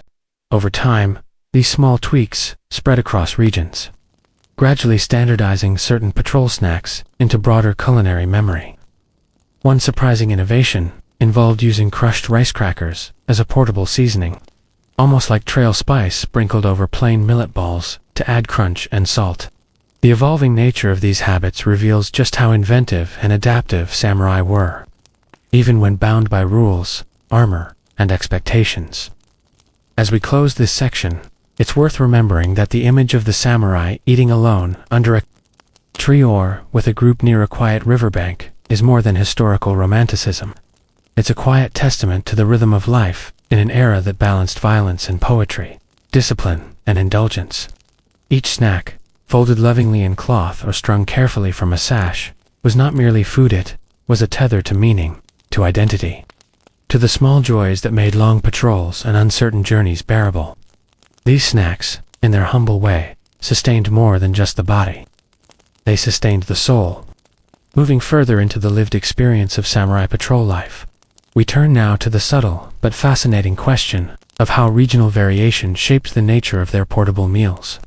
While the broad strokes of the samurai class stretched across the Japanese archipelago with certain unifying principles, there was no such thing as a fully standardized snack. A warrior from the rainy, forested provinces of Kyushu might pack a profoundly different roadside meal than a foot soldier raised on the icy plains of northern Honshu. And behind these differences lay centuries of culinary tradition, local geography, agricultural constraints, and deeply ingrained seasonal rhythms. For instance, in the coastal regions of Ki or Shikaku, dried sardines and kelp slices played an outsized role in the snack economy. These were not only plentiful due to maritime proximity, but also preserved exceptionally well, often being sun-dried on woven mats until they could last weeks in humid conditions without spoiling. Some clans developed the habit of rubbing these fish with sea salt and wrapping them in fermented bamboo leaves, a process that imparted a slightly sweet, tangy aroma once unwrapped, something akin to a portable umami burst. In contrast, samurai stationed in the mountainous interior, such as those patrolling through Hida or Shinano, leaned heavily on root vegetables, mountain herbs, and millet-based rice cakes. Here, burdock and taro were often sliced thin and dried, then rehydrated on the road using boiled spring water or broths prepared in travel kettles. They also carried warabi mochi, a gelatinous starch snack made from fern roots, coated in crushed soybean powder and wrapped in parchment. Not only for its taste, but for its digestive properties, especially on long marches. The farther north one went, particularly in the Tohoku region, or the snow-laden outskirts of Izo modern-day Hokkaido, the patrol snack took on even more survivalist dimensions. Dried salmon strips, sometimes smoked over pine or cherry wood, became a favored staple. These were often stored alongside foraged berries, like viburnum or mountain grapes, dried during the summer and chewed during winter patrols for bursts of sugar and acidity. The process of preparing such items was often done communally in peacetime, with local villagers, warrior wives, or even hired cooks overseeing large-scale drying operations each fall. It was a time-consuming task, meticulously stringing berries, untwined smoking fish in cedar huts, layering barley cakes between sheets of rice, strand yet one that reinforced community and seasonal rhythms. Some provinces, such as those under the Uesugi clan, even had documented seasonal calendars marking which snacks were to be prepared, when blending food preparation with agricultural and spiritual observation. Across all regions, however, one rule remained constant: portability was king. Samurai had no time for elaborate sauces or delicate dumplings prone to falling apart. Snacks had to survive bumps, weather, and long hours, often inside a sash or saddlebag. As a result, many foods were pressed flat, wrapped in oiled papers, or bundled in layers to avoid spoilage. In the southern island of Kyushu, for example, a favored snack known as kankoro mushi, sweet potato, rice cakes was often flattened into discs and wrapped in multiple layers of mulberry paper. These not only resisted moisture, but could be marked with ink symbols noting their flavor, source, or spiritual blessing. Similarly, in the domains near Mount Fuji, samurai sometimes packed rice cakes infused with black sesame or shiso leaf, pressed into rectangular molds, and then dried under polished stones to make them easier to stack. The role of fermentation also cannot be overstated. Fermented foods weren't just a delicacy. They were essential preservatives that added nutrition and flavor. Pickled plums yumiboshi were the most common, carried not just for their sharp taste, but also for their antibacterial qualities. Some warriors carried them in small lacquered tins, padded with rice straw to prevent bruising, while others strung them on silk cords worn beneath armor, occasionally reaching under their breastplates to pluck one free. A single plum could invigorate the palate and stave off fatigue for hours. In regions with access to wild fungi, samurai even brought dried mushrooms, shiitake, maitake, or enoki carefully shaved and packed in red tubes. These could be soaked in hot water to create a broth infusion, or chewed directly as a chewy umami-rich jerky. For those who had the luxury of stopping at border inns or temple outposts, these mushrooms could be offered to monks or innkeepers in exchange for cooked broth, creating a kind of traveling barter economy fueled by fungus and salt. And then, there were sweets, not the kind one might find in today's candy shops, but natural, subtly flavored confections designed to nourish both body and spirit. Roasted chestnuts, boiled adzuki beans mashed with molasses, even rice taffy made by slowly pulling fermented rice syrup until it glistened like honeyed silk. These sweets were cherished, especially during winter months or festival periods, when morale ran low and the road grew long. The process of eating such treats was often ceremonial. A samurai might unwrap a chestnut sweet and press it gently between his fingers, warming it with body heat before consuming it slowly, eyes closed, almost in reverence. During festival times or imperial processions, patrols might receive small seasonal offerings, sakura-flavored mochi in spring, roasted pumpkin seeds in autumn, each a reminder of the larger cultural clock within which their lives turned. In the elite households of Edopia daimyo, some samurai even received specialized travel snacks developed by court chefs, using rare ingredients like candied yuzu peel or dried lotus seeds. These were packed in ornate boxes or pouch sets, handed out before ceremonial processions, and treated almost as talismans rather than mere food. Possessing one of these rare snack sets was a mark of pride, and some warriors were known to keep the empty wrappings as keepsakes, pressed between the pages of military journals. At times, snacks became stories. The tale of a patrol surviving a blizzard thanks to a single pouch of soybean cakes. The legend of a duel interrupted because both combatants had paused to chew roasted barley and, realizing their mutual hunger, decided to call a truce. In these moments, food ceased to be mere sustenance and became a quiet bridge between war and peace, solitude and fellowship. In fact, many patrol leaders were known to write snack inventories into their logbooks, not as trivial notes, but as indicators of preparedness, morale, and even fate. A patrol well-fed was often a patrol that returned. A patrol that lacked dried radish, or forgot its rice cakes, might fall prey not to arrows or ambush, but to fatigue, distraction, or illness. This practical awareness grew into wisdom over time, recorded in scrolls and field guides, passed from one generation of samurai to the next. And so, as we picture these warriors of old, moving silently along a mountain pass or through rice paddies, let us not forget the small but profound presence of their snacks: the tied cloth bundle beneath a sleeve, the salted plum tucked behind the tongue, the faint scent of smoked fish clinging to a scarf.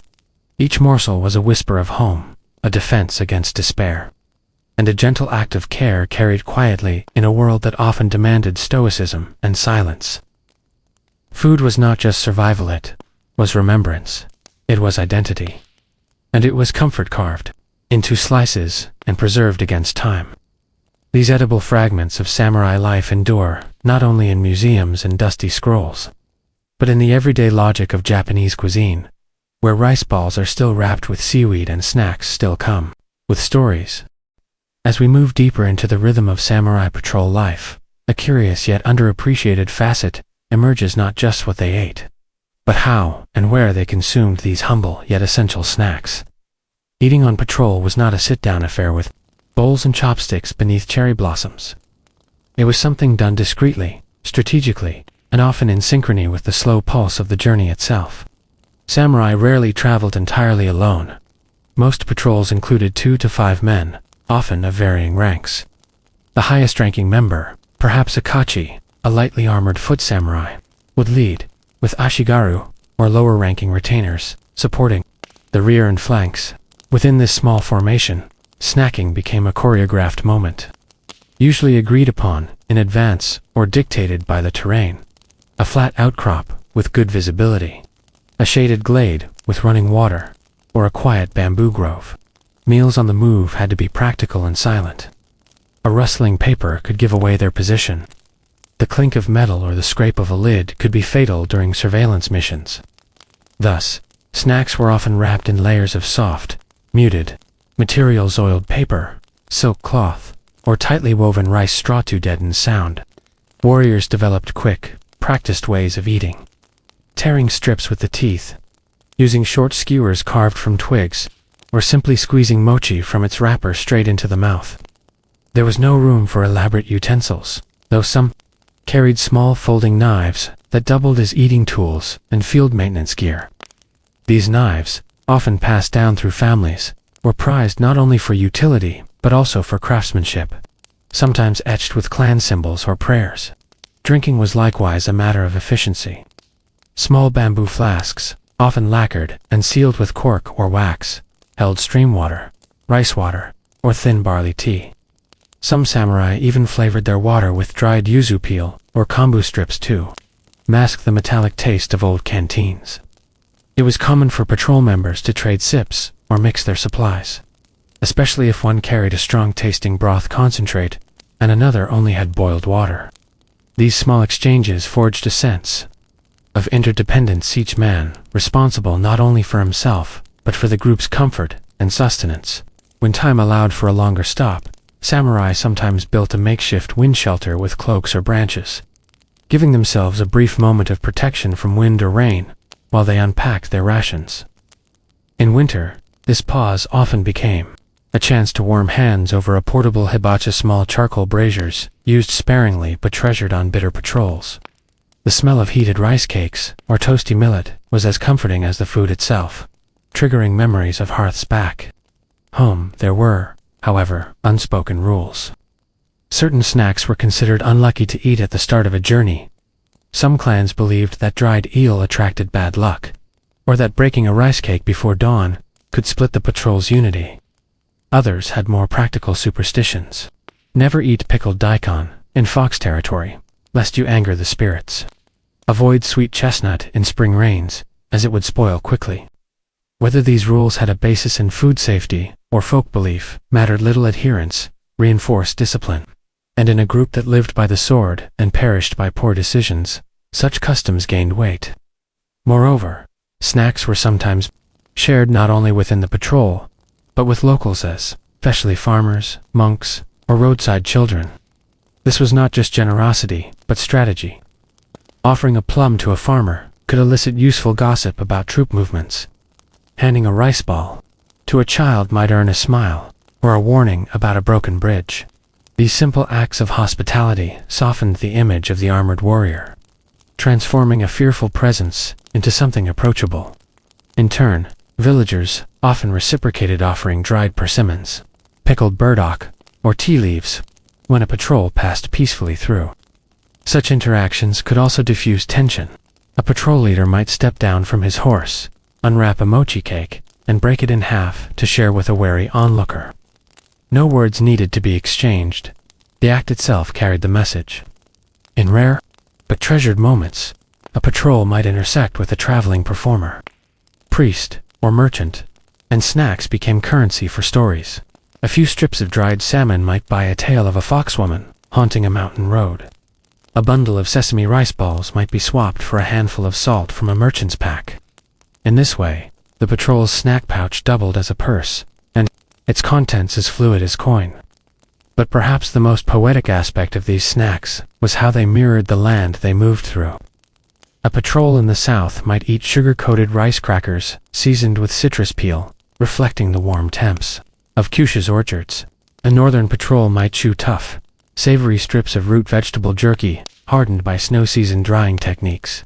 A coastal group might eat food that tasted of salt, wind, and kelp, while a patrol in the Nakasendo Highlands might subsist on nutty, dense barley cakes pressed with pine needle oil. Every bite was a taste of Tarina, mobile geography of flavor, and over time, certain regions developed reputations not only for the quality of their fighters, but for the snacks they carried. The Mori clansmen were known for their smoked chestnut paste. The Satsuma domain had a famous potato biscuit recipe wrapped in washi and printed with poems. Some of these regional snacks survived long after the clans disappeared, preserved in local markets and ceremonial festivals. During the spring equinox or autumn harvest, elders in villages near ancient patrol routes still tell children of the soldiers who once passed through their night, silent, but always with a pouch of food in their sleeve, and a kindness hidden behind a rice cracker. Even today, the snacks of the samurai live on in subtle forms. The onigiri bought at train stations, wrapped in seaweed and tucked in convenience store coolers, is a direct descendant of the rice cakes carried on horseback. The sweet wagashi offered during tea ceremonies often echo the mochi and bean paste, treats once shared on wooded hillsides. And somewhere in the soft crunch of dried lotus chips, or the tang of preserved plum, one might still find the faint echo of a patrol pausing at dusk, warming their hands around a paper-wrapped snack, listening for the call of an owl before moving again into the night. These details may seem small, but in them lies the heartbeat of an age where food was both fuel and philosophy. Every snack was a strategy, every bite a bond. And as you drift now into stillness, picture these quiet men beneath the rustling pines, their mouths busy with salted rice, their minds half on duty, half on the warmth of home. The patrol moved on, but the taste lingered, and in that flavor, a moment of peace. As the sun slipped behind the mountains and long shadows stretched across the beaten paths and forest clearings of feudal Japan, the daily patrol routines of the samurai began to slow, not cease, but shift. While the daytime had been for watching, walking, and weighing threats, the night required a different kind of readiness. It was at twilight, during the brief lull between duty and darkness, that the samurai's relationship with food became most personal and reflective. Evening snacks were not just fuel, they were ritual, memory, and morale wrapped into one. There, is a soft poignancy in the idea that a warrior, so feared and composed by day, would often end his evening under the stars with something as gentle as a sweet dumpling, or as humble as a strip of dried root. The sounds of the forest deepened. Owls began to call, frogs thumped rhythmically near rice paddies, and the crackle of a small fire, if one dared light, it became the only anchor in the dark. Evening snacks tended to be softer, quieter, and slower to consume. If the group felt secure, a patrol might permit itself a shared meal, a form of camaraderie before the long night watch. Sweet chestnut paste wrapped in thin rice flour sheets, glutinous rice balls flavored with miso or honey, or even leftover dumplings saved from the morning preparation were unwrapped slowly, sometimes accompanied by hushed conversation or old war stories. This was also when letters might be read again, or charms unwrapped from silk bundles and quietly kissed before sleep. These charms en memory often came from shrines passed along the patrol's route and were believed to protect not only the body but the spirit from stray arrows, illness, or mischief. The food itself often bore ritual meanings. Chestnuts symbolized strength and resilience. Azuki beans, when included in sweet paste, were thought to ward off evil spirits. Ginger, pickled or dried into candy, was said to warm the blood and clear the mind. Even the humble salted plum was thought to prevent fatigue and disease, making it a standard feature in evening rations. Some patrols carried with them tiny packets of seasoning salt, mixed with dried yuzu, powdered kombu, or crushed sesame. Sprinkling a bit of this on a rice cake or into hot water created what we might call a broth. But to the samurai, it was something closer to a soul tonic, a taste of home and discipline. In mountainous regions where the cold pressed close at night, ashigaru, the lightly armored infantry, often huddled together to share the warmth of a heated stone tucked under their cloaks. Nibbling on thick slices of roasted sweet potato, or wedges of dried pear rehydrated slightly over steam. They shared not just food, but silence. There was an unspoken reverence in the act, each man aware that the same meal might not be possible tomorrow. The ambient stillness of rural Japan magnified every crunch, every sip. Some samurai preferred to eat apart from the group at night, taking their snack and moving a few paces away to sit beneath a cedar or stand beside a creek. For them, food was not only a comfort, but a meditation. In the quiet solitude of the wilderness, a bite of mochi could become a memory of a mother's hand, a festival long past, or a shrine visit in youth.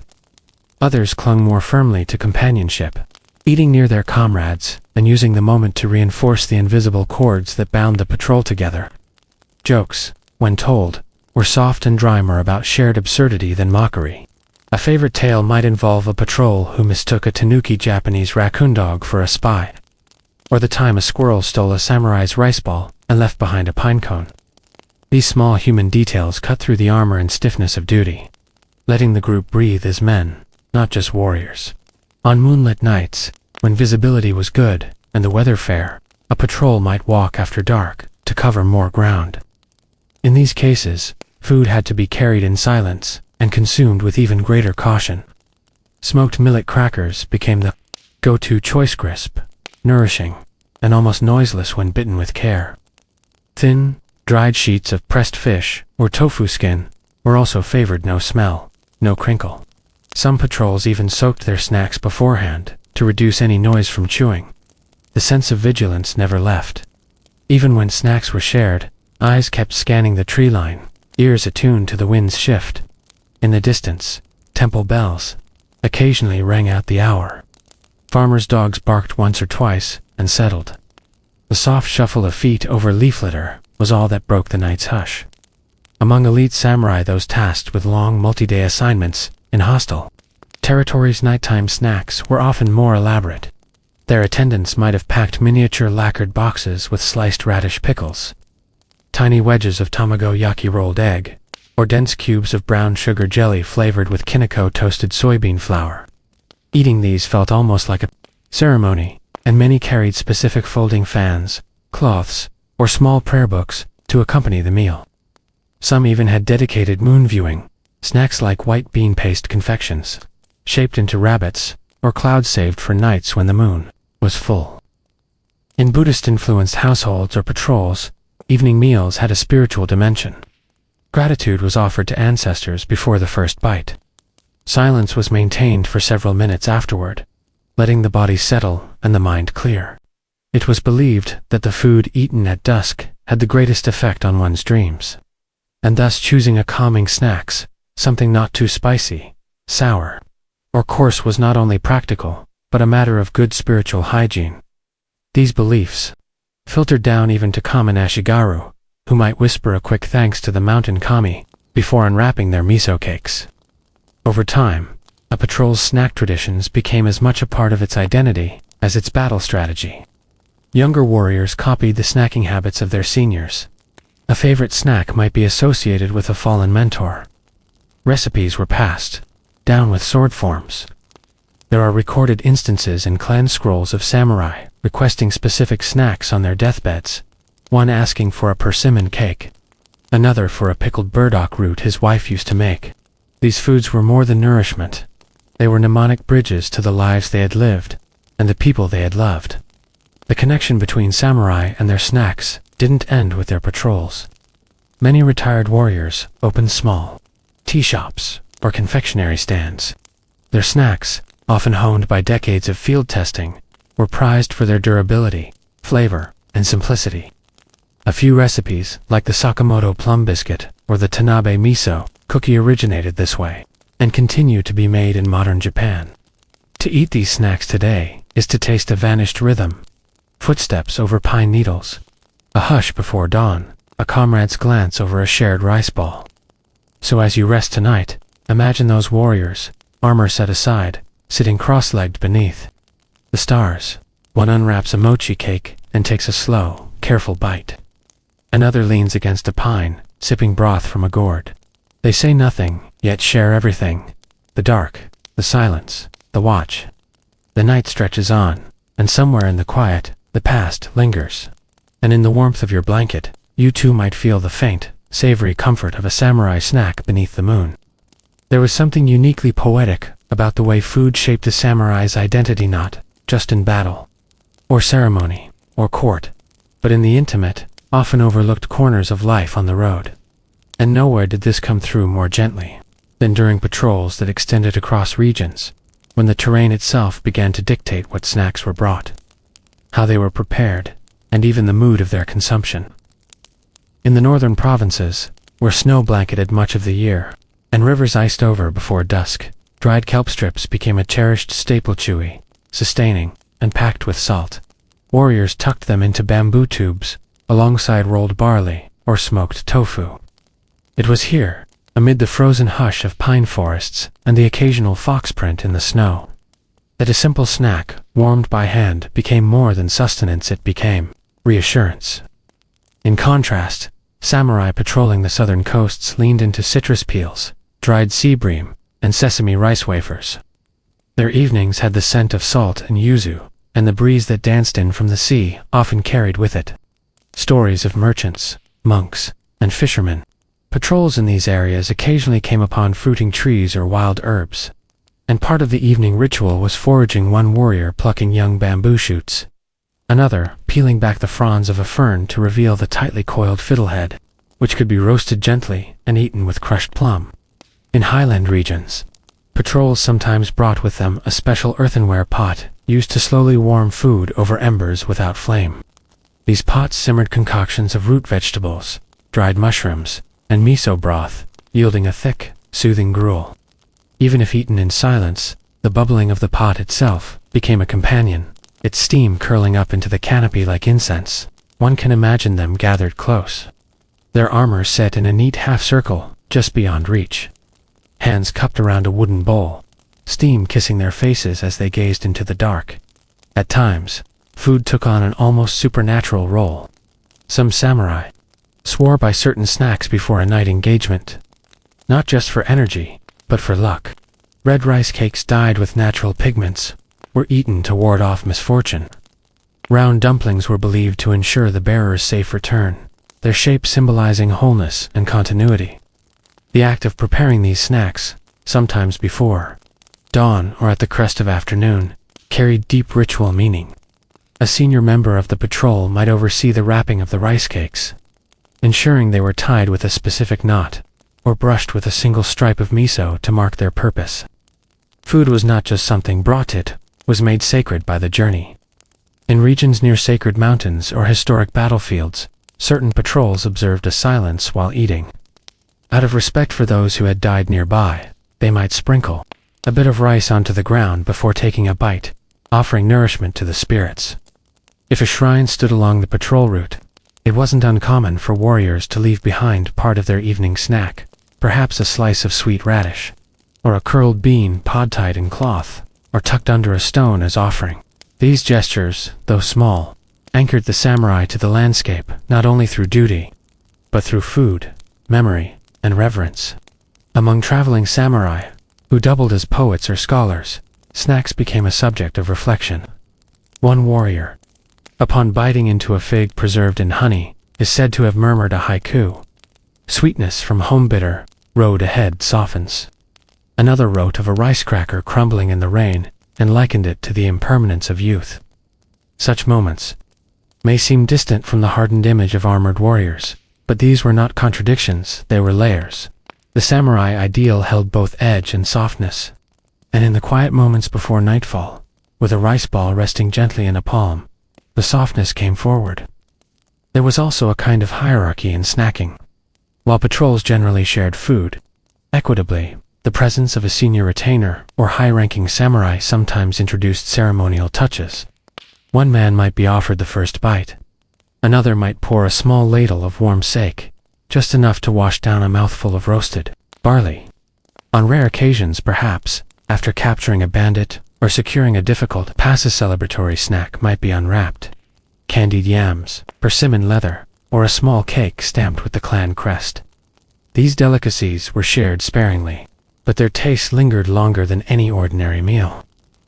The care with which these snacks were wrapped is itself a kind of poetry. Rice balls were bound in bamboo leaves, their scent faintly grassy. Dried chestnuts came tucked in fine cloth, or paper-etched with brush-script characters. Snacks were placed into tiered boxes, slotted pouches, or hollow gourds, with padding of straw or wadded silk. These items were sometimes reused over generations, passed down with other battlefield gear, marked by nicks, stains, and wear that spoke of countless quiet evenings. Among the younger ashigaru, many of whom had been conscripted from farms or towns, the concept of the warrior's snack took on aspirational qualities.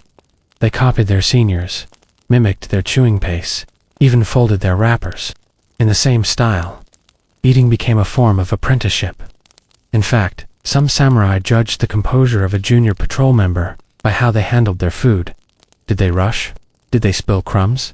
Did they break the silence with idle chatter? All these things, though minor, were seen as signals of discipline or the lack thereof. And still, within the structure and hierarchy, food also allowed for tenderness.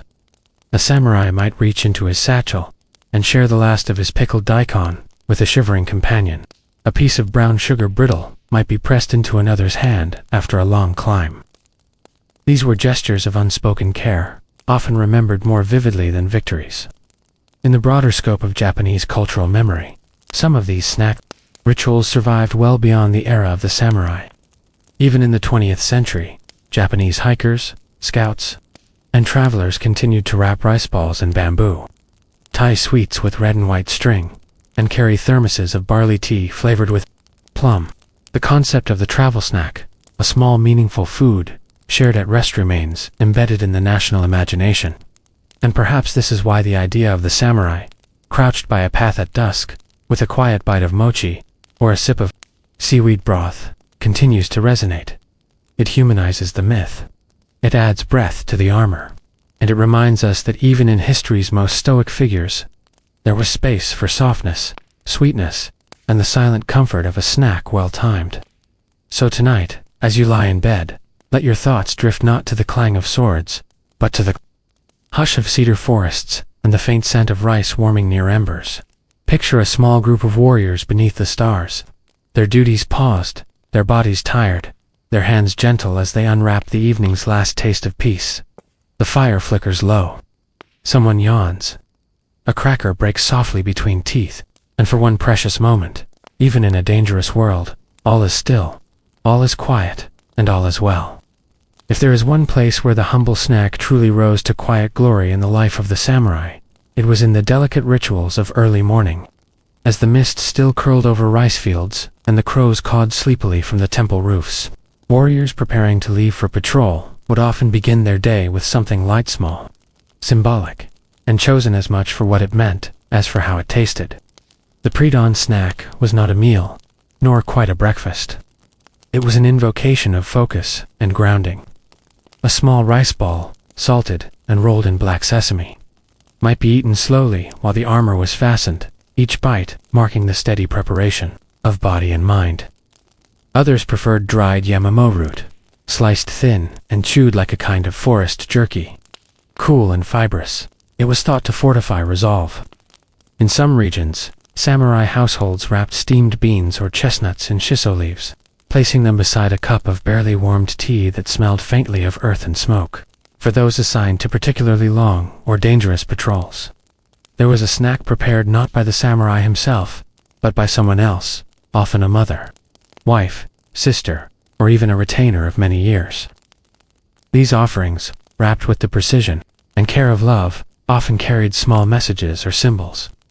A red thread tied around a rice ball might signal protection. A plum tucked beside pickled radish symbolized perseverance in hardship.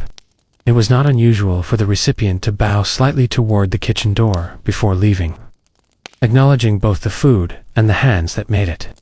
As the patrol began, often in silence, the path ahead might take them through dew-drenched fields, narrow village roads, or wooded trails. It was there, amid bird calls and rustling bamboo, that the first snack break would occur, simple, meditative, and free of chatter. The timing of this pause was part instinct, part custom. Some waited until the sun crested the hills.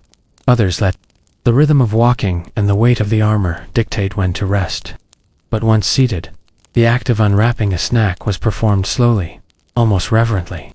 The cloth was unfolded in a specific order, the food placed atop a flat rock or a lacquered tray pulled from the pack.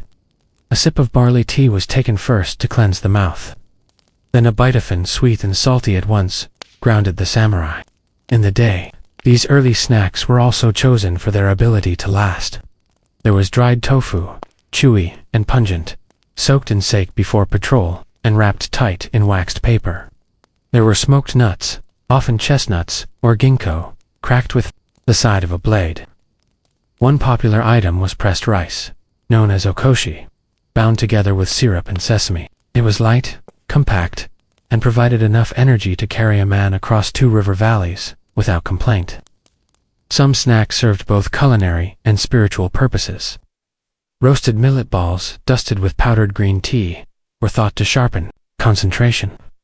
Candied ginger might be eaten before a meeting with a rival clan, believed to ward off illness and betrayal. Even the humble pickled plum yamoboshi was a talisman in its own right. Said to purify water and cure fatigue, it was always placed at the center of a rice ball like a tiny heart, its tartness cutting through the blandness of starch with a jolt of clarity. Then there were the moments of sharing, which added a deeper texture to these otherwise solitary rituals. A warrior might offer a half portion of sweet bean paste to his traveling companion, or trade a segment of dried persimmon for a small packet of pine nuts. These exchanges built quiet trust, especially when words were few and the terrain was unfamiliar. In the narrow mountain passes of the Kiso Road, for example, patrols might go hours without speaking. But when one samurai passed another, a wrapped cake of ground barley and honey, no thanks was needed. The gesture said everything. Night patrols, rare but critical, brought their own snack customs. In the dark, the senses shifted. Sound and scent became dominant. Snacks chosen for these occasions had to be eaten silently and produce little odor. Pounded rice wafers, almost like mochi but thinner and drier, were favored for this reason. Bits of dried kombu were sucked on, not bitten. A small sip of roasted rice tea might be taken from a shared gourd, passed hand to hand. Fire was avoided. Entirely the moon, if generous, provided light enough to unwrap a snack, its glow highlighting the texture of cloth and food like silver brushstrokes. There's even record of a patrol leader in the Northern Territories who banned all but white Snacks on full moon nights: rice cakes, snow beans, peeled radish to avoid detection, and honor the lunar kami. This might sound excessive, but such practices wove a spiritual thread through the daily and the mundane. Snacks, after all, were not just eaten, they were observed. The way one held the rice ball, the silence with which it was consumed, even the care taken to dispose of the wrapping all, were subtle reflections of discipline and respect. Back at the barracks or encampment, snacks became stories. Younger warriors would watch older ones prepare their treats with methodical care, observing techniques like how to toast nori over a candle, or how long to soak walnuts to soften the bitterness. These observations became lessons, and over time, a young ashigaru might begin preparing his own snacks, not with haste, but with almost ceremonial patience. In some domains, a special snack was reserved for after a successful mission or reward shared among the group. Known as keshima, it was often made of glutinous rice sweetened with rare mountain syrup, folded over a core of crushed beans or seasonal fruit. Though small, the treat symbolized both gratitude and renewal. To eat it was to acknowledge that the mission was complete, the patrol survived, and another day could begin. Even after retirement, samurai often maintained their snack habits. Old men with white topknots could be seen sitting on porches, with a thin reed fan in one hand and a small rice cracker in the other, sipping roasted tea and watching the shadows lengthen. These were not idle moments. They were the culmination of a life lived within rhythm, ritual, and quiet reflection. Today, many of these traditions survive in softened form. Bento boxes wrapped in cloth, rice balls with umeboshi centers, candied chestnuts at train stations. Though the armor is gone, the reverence for food prepared with care, eaten in silence, and shared in small, kind gestures, remains deeply etched in Japanese culture. And perhaps, lying in bed now, with your eyes gently closed, you can feel the echo of that stillness. Imagine yourself beneath a pine tree, unwrapping a parcel from home. The tea is warm, the rice is fragrant. Somewhere in the trees, a nightingale calls. You take a bite, and everything, your path, your thoughts, your breaths. That is the power of the samurai snack. Not in its size or complexity, but in its ability to remind you that even in a world shaped by duty, quiet joy could be found in something as small as a bite. Rest well, and dream of calm hills and kind hands. The patrol is over. You are safe. As we move beyond the quiet trails of the samurai and their forest snacks, let us now descend into the soot-darkened alleys and steam-filled kitchens of the Roman Empire, where snacks were not dainty or solemn, but lively, messy, and full of contradictions. If a samurai snack was about reflection, a Roman snack known broadly as merenda, or sabario, was about improvisation. Picture a young street boy in the Suburra district of Rome, barefoot and hungry. His snack might be a crust of bread, dunked into watered-down wine, or, if he was lucky, a smear of fermented fish paste garumacross, a dried fig, or cabbage leaf. It was the food of necessity, but even this had its pleasures. Across town, a senator between court sessions might pause in his domus for a different sort of nibble. Dates, stuffed with pine nuts and honey, or warm bread, fresh from a household slave's clay oven. The class divide was clear, but the idea of snacking, of eating between formal meals, was woven through every layer of Roman society. Markets were alive with this energy, vendors calling out, brazier smoke rising, olives cracked open by hand and offered in small clay bowls, chickpeas roasted with cumin and sold in parchment pouches. In the forum, philosophers might debate stoicism over bowls of lentils, while craftsmen chewed sweet flatbread, flecked with anise and coriander, as they hammered away at their stalls. Food, always present, always passing from hand to hand, kept the rhythm of the day. The Roman appetite for snacks was wide and inventive. There were honey-drenched fritters, called scriblate, crisp on the outside and soft inside, served with a drizzle of vinegar syrup. There were balls of goat cheese rolled in poppy seeds or chopped herbs, sometimes carried in a waxed pouch tucked into the belt of a traveler on the Appian Way. Soldiers marching to the edge of the empire packed flatbread layered with lard and onion, durable and hearty. In colder regions, they were known to carry dried apples or fermented turnips wrapped in cloth, the juices staining the linen purple. Even gladiators had their snack routines, surprisingly vegetarian in nature. Known as horderi or barley men, they consumed mixtures of barley gruel, dried fruit, and nuts to maintain their bulk and energy. Between training sessions, a gladiator might gnaw on a cake of compressed grain and fig paste, dense and chewy. At the baths, public and private alike, snacking was practically a civic pastime. After a plunge in the caldarium, or a massage with perfumed oil, bathers lounged on marble benches with trays of olives, fried dough, salted almonds, and slices of cold sausage. It was social, indulgent, and oddly relaxed. The clink of cups and laughter, mixing with the scent of rosemary steam and citron oil. Snack culture in Rome was also surprisingly global. Thanks to the empire's vast trade routes, a midday bite might include Syrian dates, Egyptian lentil cakes, or peppercorns from India sprinkled over cheese. Roman palates were adventurous, even theatrical. Apicius, the famed gourmand, wrote recipes for snacks that included dormice stuffed with nuts and honey, deep-fried, and dusted with cinnamon, served, of course, as finger food at feasts where lounging guests reclined on their left elbows and reached lazily with their right hands toward silver trays. In the countryside, shepherds carried more modest fare.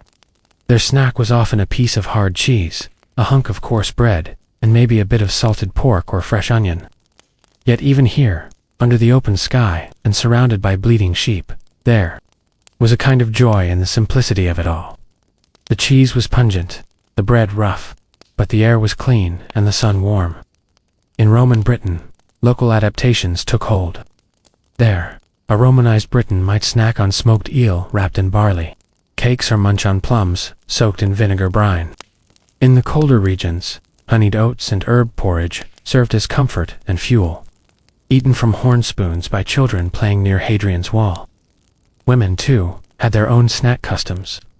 In the atrium of a house, a mother might prepare sweetened nuts for her children, or sip on warm spiced wine with slices of apple and pear. Women visiting each other brought small offerings, cheese wheels, dried apricots, or sesame-covered crackers, which they'd share in quiet courtyards amid the sound of water trickling from stone fountains. For the enslaved, snacks were often snatched rather than served, bits of bread crusts saved from the master's table, a spoonful of lentils from the cooking pot, olives gathered hastily from trees when no one was watching. And yet, even in these fleeting moments, food became memory, hope, and resistance. One might eat a fig and remember the farm back in Numidia, or savor a crumb of cheese and think of freedom. Religious rituals, too, included snack-like offerings. In temples, priests and worshippers left votive cakes, honeyed nuts, and libations of wine or milk. These were not consumed immediately, but once the gods had been symbolically fed, leftovers often made their way into the hands of temple workers and bystanders. A festival day might end with the taste of wine-soaked grain still on one's tongue, the sound of flutes still echoing down the streets. Over time, even emperors developed their preferences. Augustus was known for his moderation, reportedly favoring dried figs and simple bread. Nero, on the other hand, enjoyed elaborate snack platters during his theatrical performances, miniature birds cooked inside pastries, edible flower petals stuffed with cream, and tiny fish preserved in honey. These were not meals, they were indulgences, diversions, ways to punctuate the day between decisions, decrees, or disasters. By twilight, as the lamps were lit and the streets grew quieter, the final snacks of the day emerged: candied nuts, honeyed wine, leftover bits of grilled meat or bean cakes. These were eaten by candlelight, sometimes shared, sometimes savored in solitude, and then, perhaps, with a full belly and tired limbs, the Roman would drift into sleep, dreaming, perhaps, of far-off lands where cinnamon trees grew wild, or of a simpler time when a crust of bread and a slice of goat cheese was enough. So if you find yourself hungry in the night, consider what the Romans might have done. Perhaps warm a piece of bread, drizzle it with honey, and take a moment to enjoy the quiet. You do not need a feast, only a bite, and the memory of how humanity has always paused in the day, or night, to feed itself gently. Let the flicker of a Roman lamp guide your dreams tonight. You're among old stones and older stories. Sleep well. Let us now journey far from the marble columns and bustling streets of Rome, to the gently humming markets and forest trails of early medieval Africa, where the act of snacking was shaped by climate, crop, and culture, and where the rhythm of daily life was nourished by subtle flavors and seasonal abundance. Among the Swahili coast dwellers of East Africa, the afternoon snack was often dictated by the tides and the sea's generosity. Children returning from school, their lessons echoing in Arabic and local Bantu dialects, might gather by the shoreline with small reed baskets, collecting shellfish or chewing on dried mango slices carried in slings. Mothers sold roasted cassava, chips from clay pots lined with palm leaves, the chips sprinkled lightly with sea salt and crushed tamarind for a sour temps. Merchants resting in the shade of coral stone houses snacked on handfuls of peanuts roasted in sand, cracking the shells with thumb and forefinger as they negotiated ivory prices or the weight of clove bundles from Zanzibar. Further inland, along the forest edges of the Sahel and into the fertile highlands of Ethiopia, snacking took different forms. Farmers and herders paused midday to eat sour injera rolls filled with lentil paste, or crunchy teff cakes wrapped in banana leaves. In the Oromo region, foraged wild fruits like the tart macanisa, or the Swedish purple dakonko, were plucked from shrubs and eaten while tending cattle. Nomadic Tuareg in the desert might unwrap flat cakes of pressed dates and millet, stored carefully to resist the heat. These were both food and fuel, sustaining them as they crossed the vast Saharan sand, their camels plodding in rhythm to the low chant of travel songs. But snacks were not only functional. In ancient Nubia, now modern-day Sudan, dates were pounded, with nuts and sesame into thick pastes, then rolled in powdered spices and shared in family circles. Women crafted them by hand, pressing them into sun-baked molds shaped like cowrie shells or lotus flowers. It was a gesture of hospitality as much as a treat, offered to visitors or shared during women's gatherings, where songs drifted on the warm air and children wove bracelets from reeds. In the Kingdom of Mali, during its golden age, the courtyards of Timbuktu buzzed with scholars nibbling groundnut cakes and sipping lightly spiced hibiscus tea as they argued over astronomy texts and scribbled Arabic calligraphy on wooden boards. Meanwhile, gold traders in the markets outside the city sampled grilled plantain chunks dipped in fermented pepper sauce, their fingers stained orange as they leaned against loaded camels and listened to the gossip of the road. The West African forest belts offered even more variety. Kola nuts for energy, bitter but beloved. Slivers of smoked fish wrapped in leaves and eaten with boiled yams, or small fried dough balls, crispy outside and soft within, sold by women balancing clay stoves atop their heads. These vendors moved from village to village, singing softly to announce their presence, their baskets fragrant with nutmeg and oil. In the southern regions, closer to the Congo basin, snacks grew greener and more moist in maize, oil-rich palm nuts, and fresh sugarcane chewed and spat in intervals as boys played by the river. Women boiled cassava into soft porridge balls, flavored them with crushed melon seeds, and left them on mats to cool before dividing them among children too busy chasing goats to remember they were hungry. In the Ethiopian highlands, monks in stone-carved churches nibbled dried berries and drank honey mead in slow silence. Their days of fasting and prayer were punctuated not by meals, but by these moments of gentle nourishment, where the sound of bees outside the monastery and the murmur of scripture blended into a kind of edible stillness. Trade routes brought in foreign flavors, and with them, new snack habits. From India came cardamom and cloves, tucked into rice cakes or boiled into milk.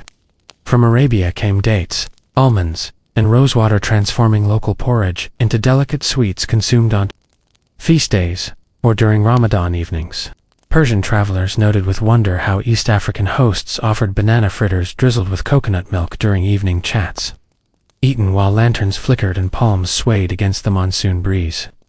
In forest kingdoms like Benin or Ashanti, palace cooks experimented with decorative snacks for nobility: yam slices carved into geometric forms, deep-fried and sprinkled with pepper dust, or eggplants stuffed with peanut paste and roasted in banana leaves.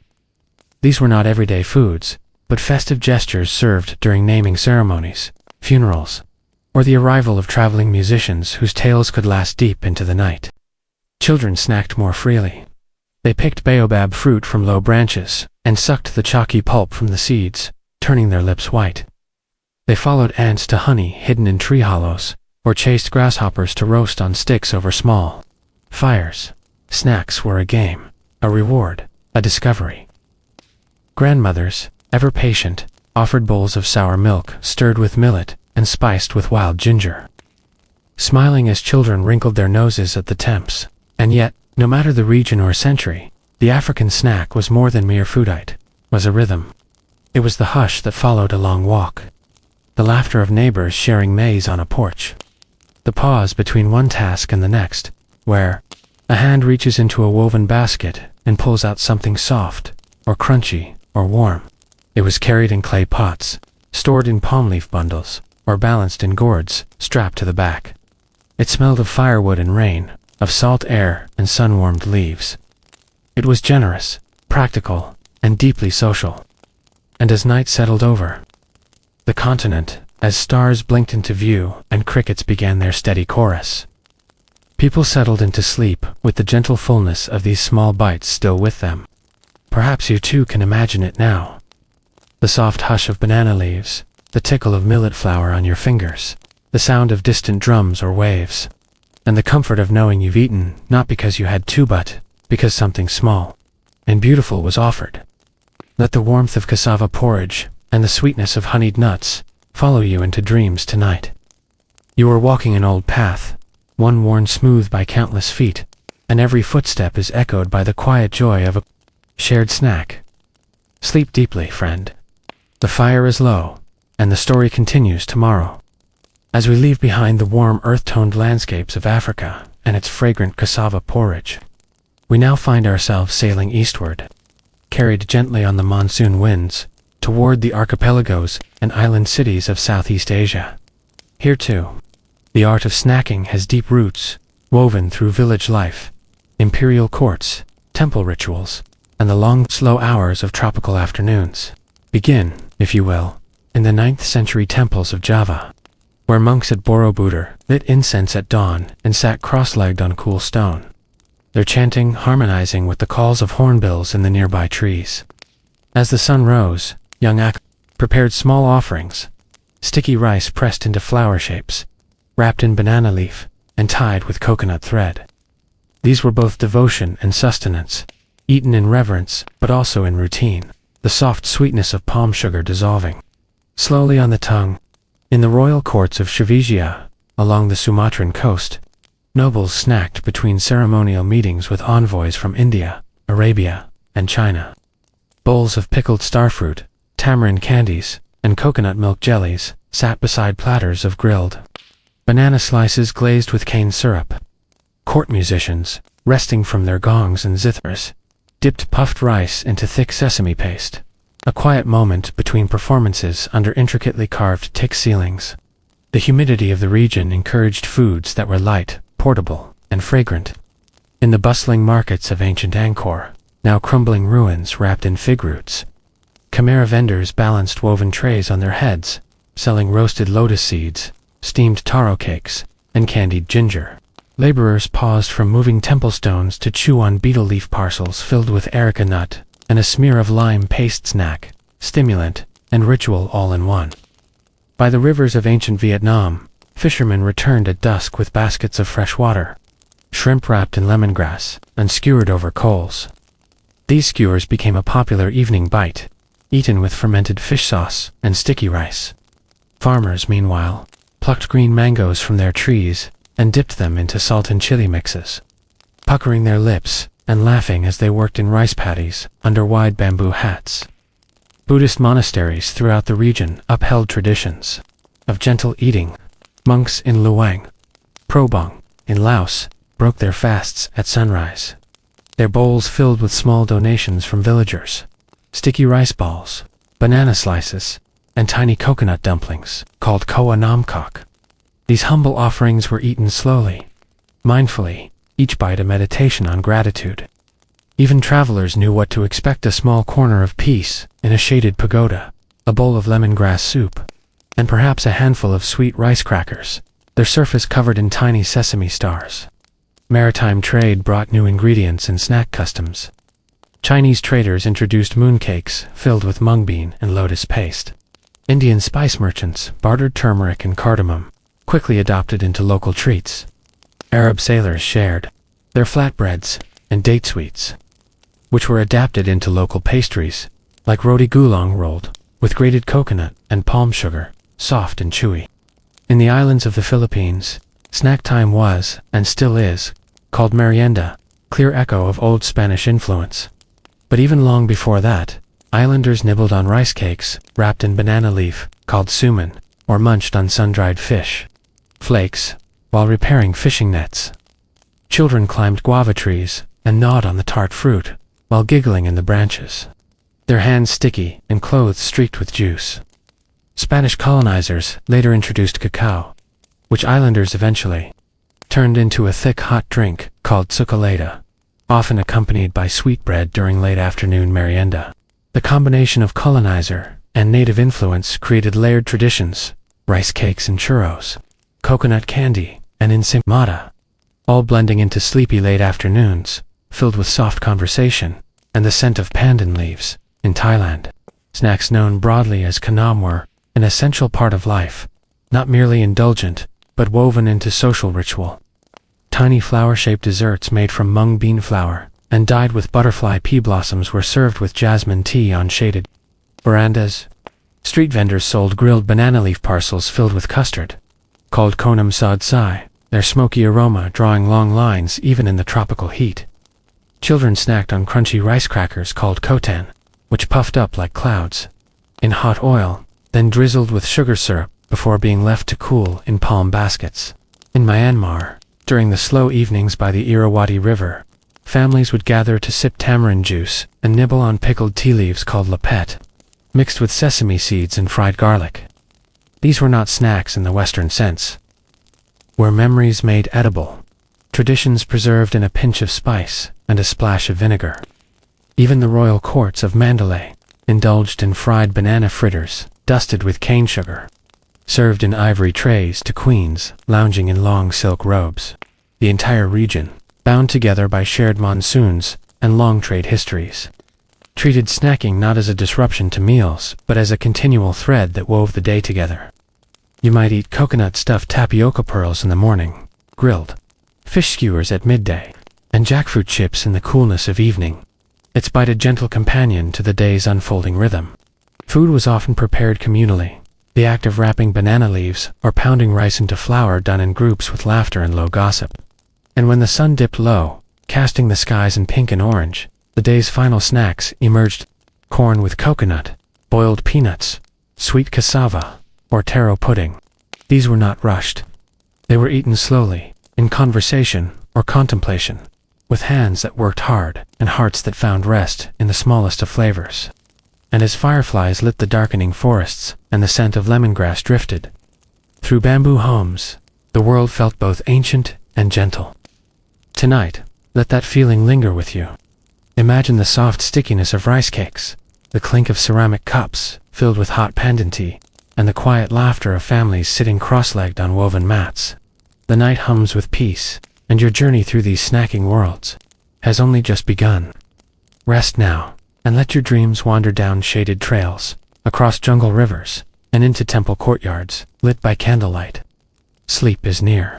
From the thick jasmine-scented warmth of Southeast Asia, our sleep-bound voyage now turns northward to the chillier air and stoic, ink-stained scrolls of ancient China, where snacking was never merely about food. It was also about balance, poetry, seasons, and time. Imagine a scholar during the Song dynasty, his robes layered against the early morning mist, seated by a lacquered window that overlooked a silent bamboo grove. In one hand he holds a brush, in the other, a delicate cup of chrysanthemum tea. Beside him rests a small porcelain dish of candied walnuts, crisp and sweet, coated in amber syrup and sprinkled with sesame seeds. This is a snack not meant to be consumed quickly, but savored between verses of Temp's poetry, or while watching the koi ripple the stillness of a garden pond. Ancient Chinese philosophy viewed food, even snacks, through the lens of yin and yang, of hot and cold properties, and so seasonal snacking evolved accordingly. In springtime, light cleansing snacks were preferred: pickled plum slices to stir the appetite, steamed pea shoots dipped in sesame oil, or rice rolls filled with fresh bamboo shoots. Vendors in the markets of Chang'an or Luoyang called out softly as they carried bamboo baskets slung on shoulder poles, offering rice cakes dyed green with mugwort, or warm soy milk in wooden cups, steaming in the morning chill. By summer, refreshment was key. Sliced watermelon chilled in deep clay pots, translucent rice noodles served cold with vinegar and cucumber, or slivers of lotus root stuffed with sticky rice and honey, eaten under the shade of parasols in garden courtyards where dragonflies hovered over lily ponds. Imperial cooks prepared elaborate snacks for the court: frozen fruit jellies, shaped like peonies, or crystal sugar figurines molded into tiny phoenixes, both nourishment and decoration. Autumn brought a different rhythm, as the harvest rolled in and the air turned crisp. Snack stalls offered roasted chestnuts tossed in salt, sweet potato cakes grilled over coals, and chewy sesame balls filled with red bean paste. Poets wandered the countryside with satchels of dried persimmons and peanuts, composing melancholy verses about falling leaves and distant loves. It was common to pause in the golden fields, sit atop a stone wall, and slowly peel a pomegranate, seed by seed, letting the juice stain one's fingers while the wind tugged at the hem of a scholar's robe.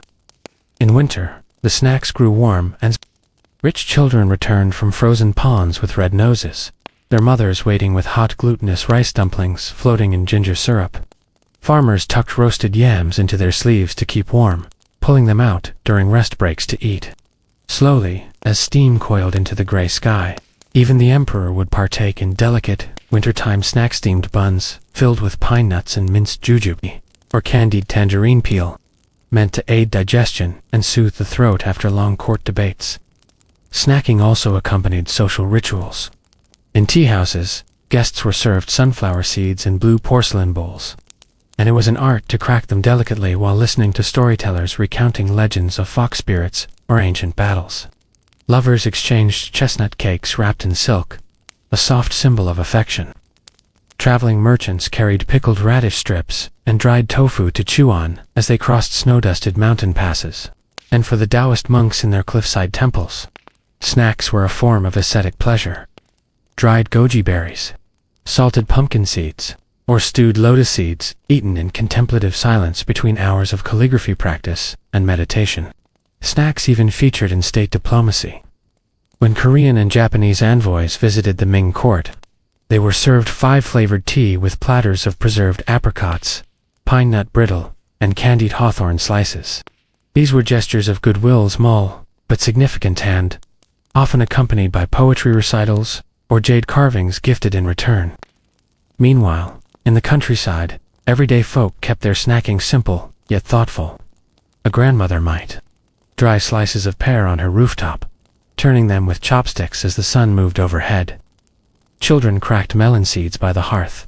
Artisans in village squares sold honey-soaked rice crackers and sticky sugar figurines shaped like rabbits or monkeys, which melted slowly in the mouth as music drifted from bamboo flutes. In cities like Hangzhou and Suzhou, canal-side vendors offered duck eggs baked in hot sand, or twisted fritters called yario, served with warm soy milk. These snacks often became associated with particular neighborhoods or festivals, and a person's favorite snack could become a quiet identifier. He always liked candied hawthorn, one might say, long after someone had passed. As the centuries flowed on like the Yellow River itself, the art of snacking in China only deepened. Dynasties changed, emperors rose and fell. Borders shifted, but the rhythm of pausing for a small bite, for a moment of stillness, never ceased. Even during times of war, when rations were meager, soldiers might keep a strip of dried plum leather in their pockets for comfort. And during peace, entire streets were dedicated to night markets, their air thick with the scent of steamed buns, candied fruit, and grilled tofu. There was always a snack for every mood, soothing or stimulating, crisp or chewy, sweet or salty. In the end, perhaps that's what makes the snacking traditions of ancient China so sleepworthy, so gentle. They were never about indulgence, never brash. They were thoughtful, balanced, and deeply tied to the moment. Whether that moment was a snowfall, a sunset, a memory, or a line of calligraphy. So now, as your own night deepens and the quiet of sleep approaches, imagine yourself seated on a wooden veranda beside a scholar's garden pond. There's a small dish of sugared lotus seeds by your side, and the scent of green tea floats in the air. A soft breeze stirs the bamboo. The koi ripple the water. You are at peace, the world around you slowing into stillness. And every bite, every soft, fragrant, perfectly chosen bite, is a whisper from a time when even the smallest things were made with care. Let that care cradle you into sleep. The night is yours. The dreams are waiting. The next journey begins tomorrow.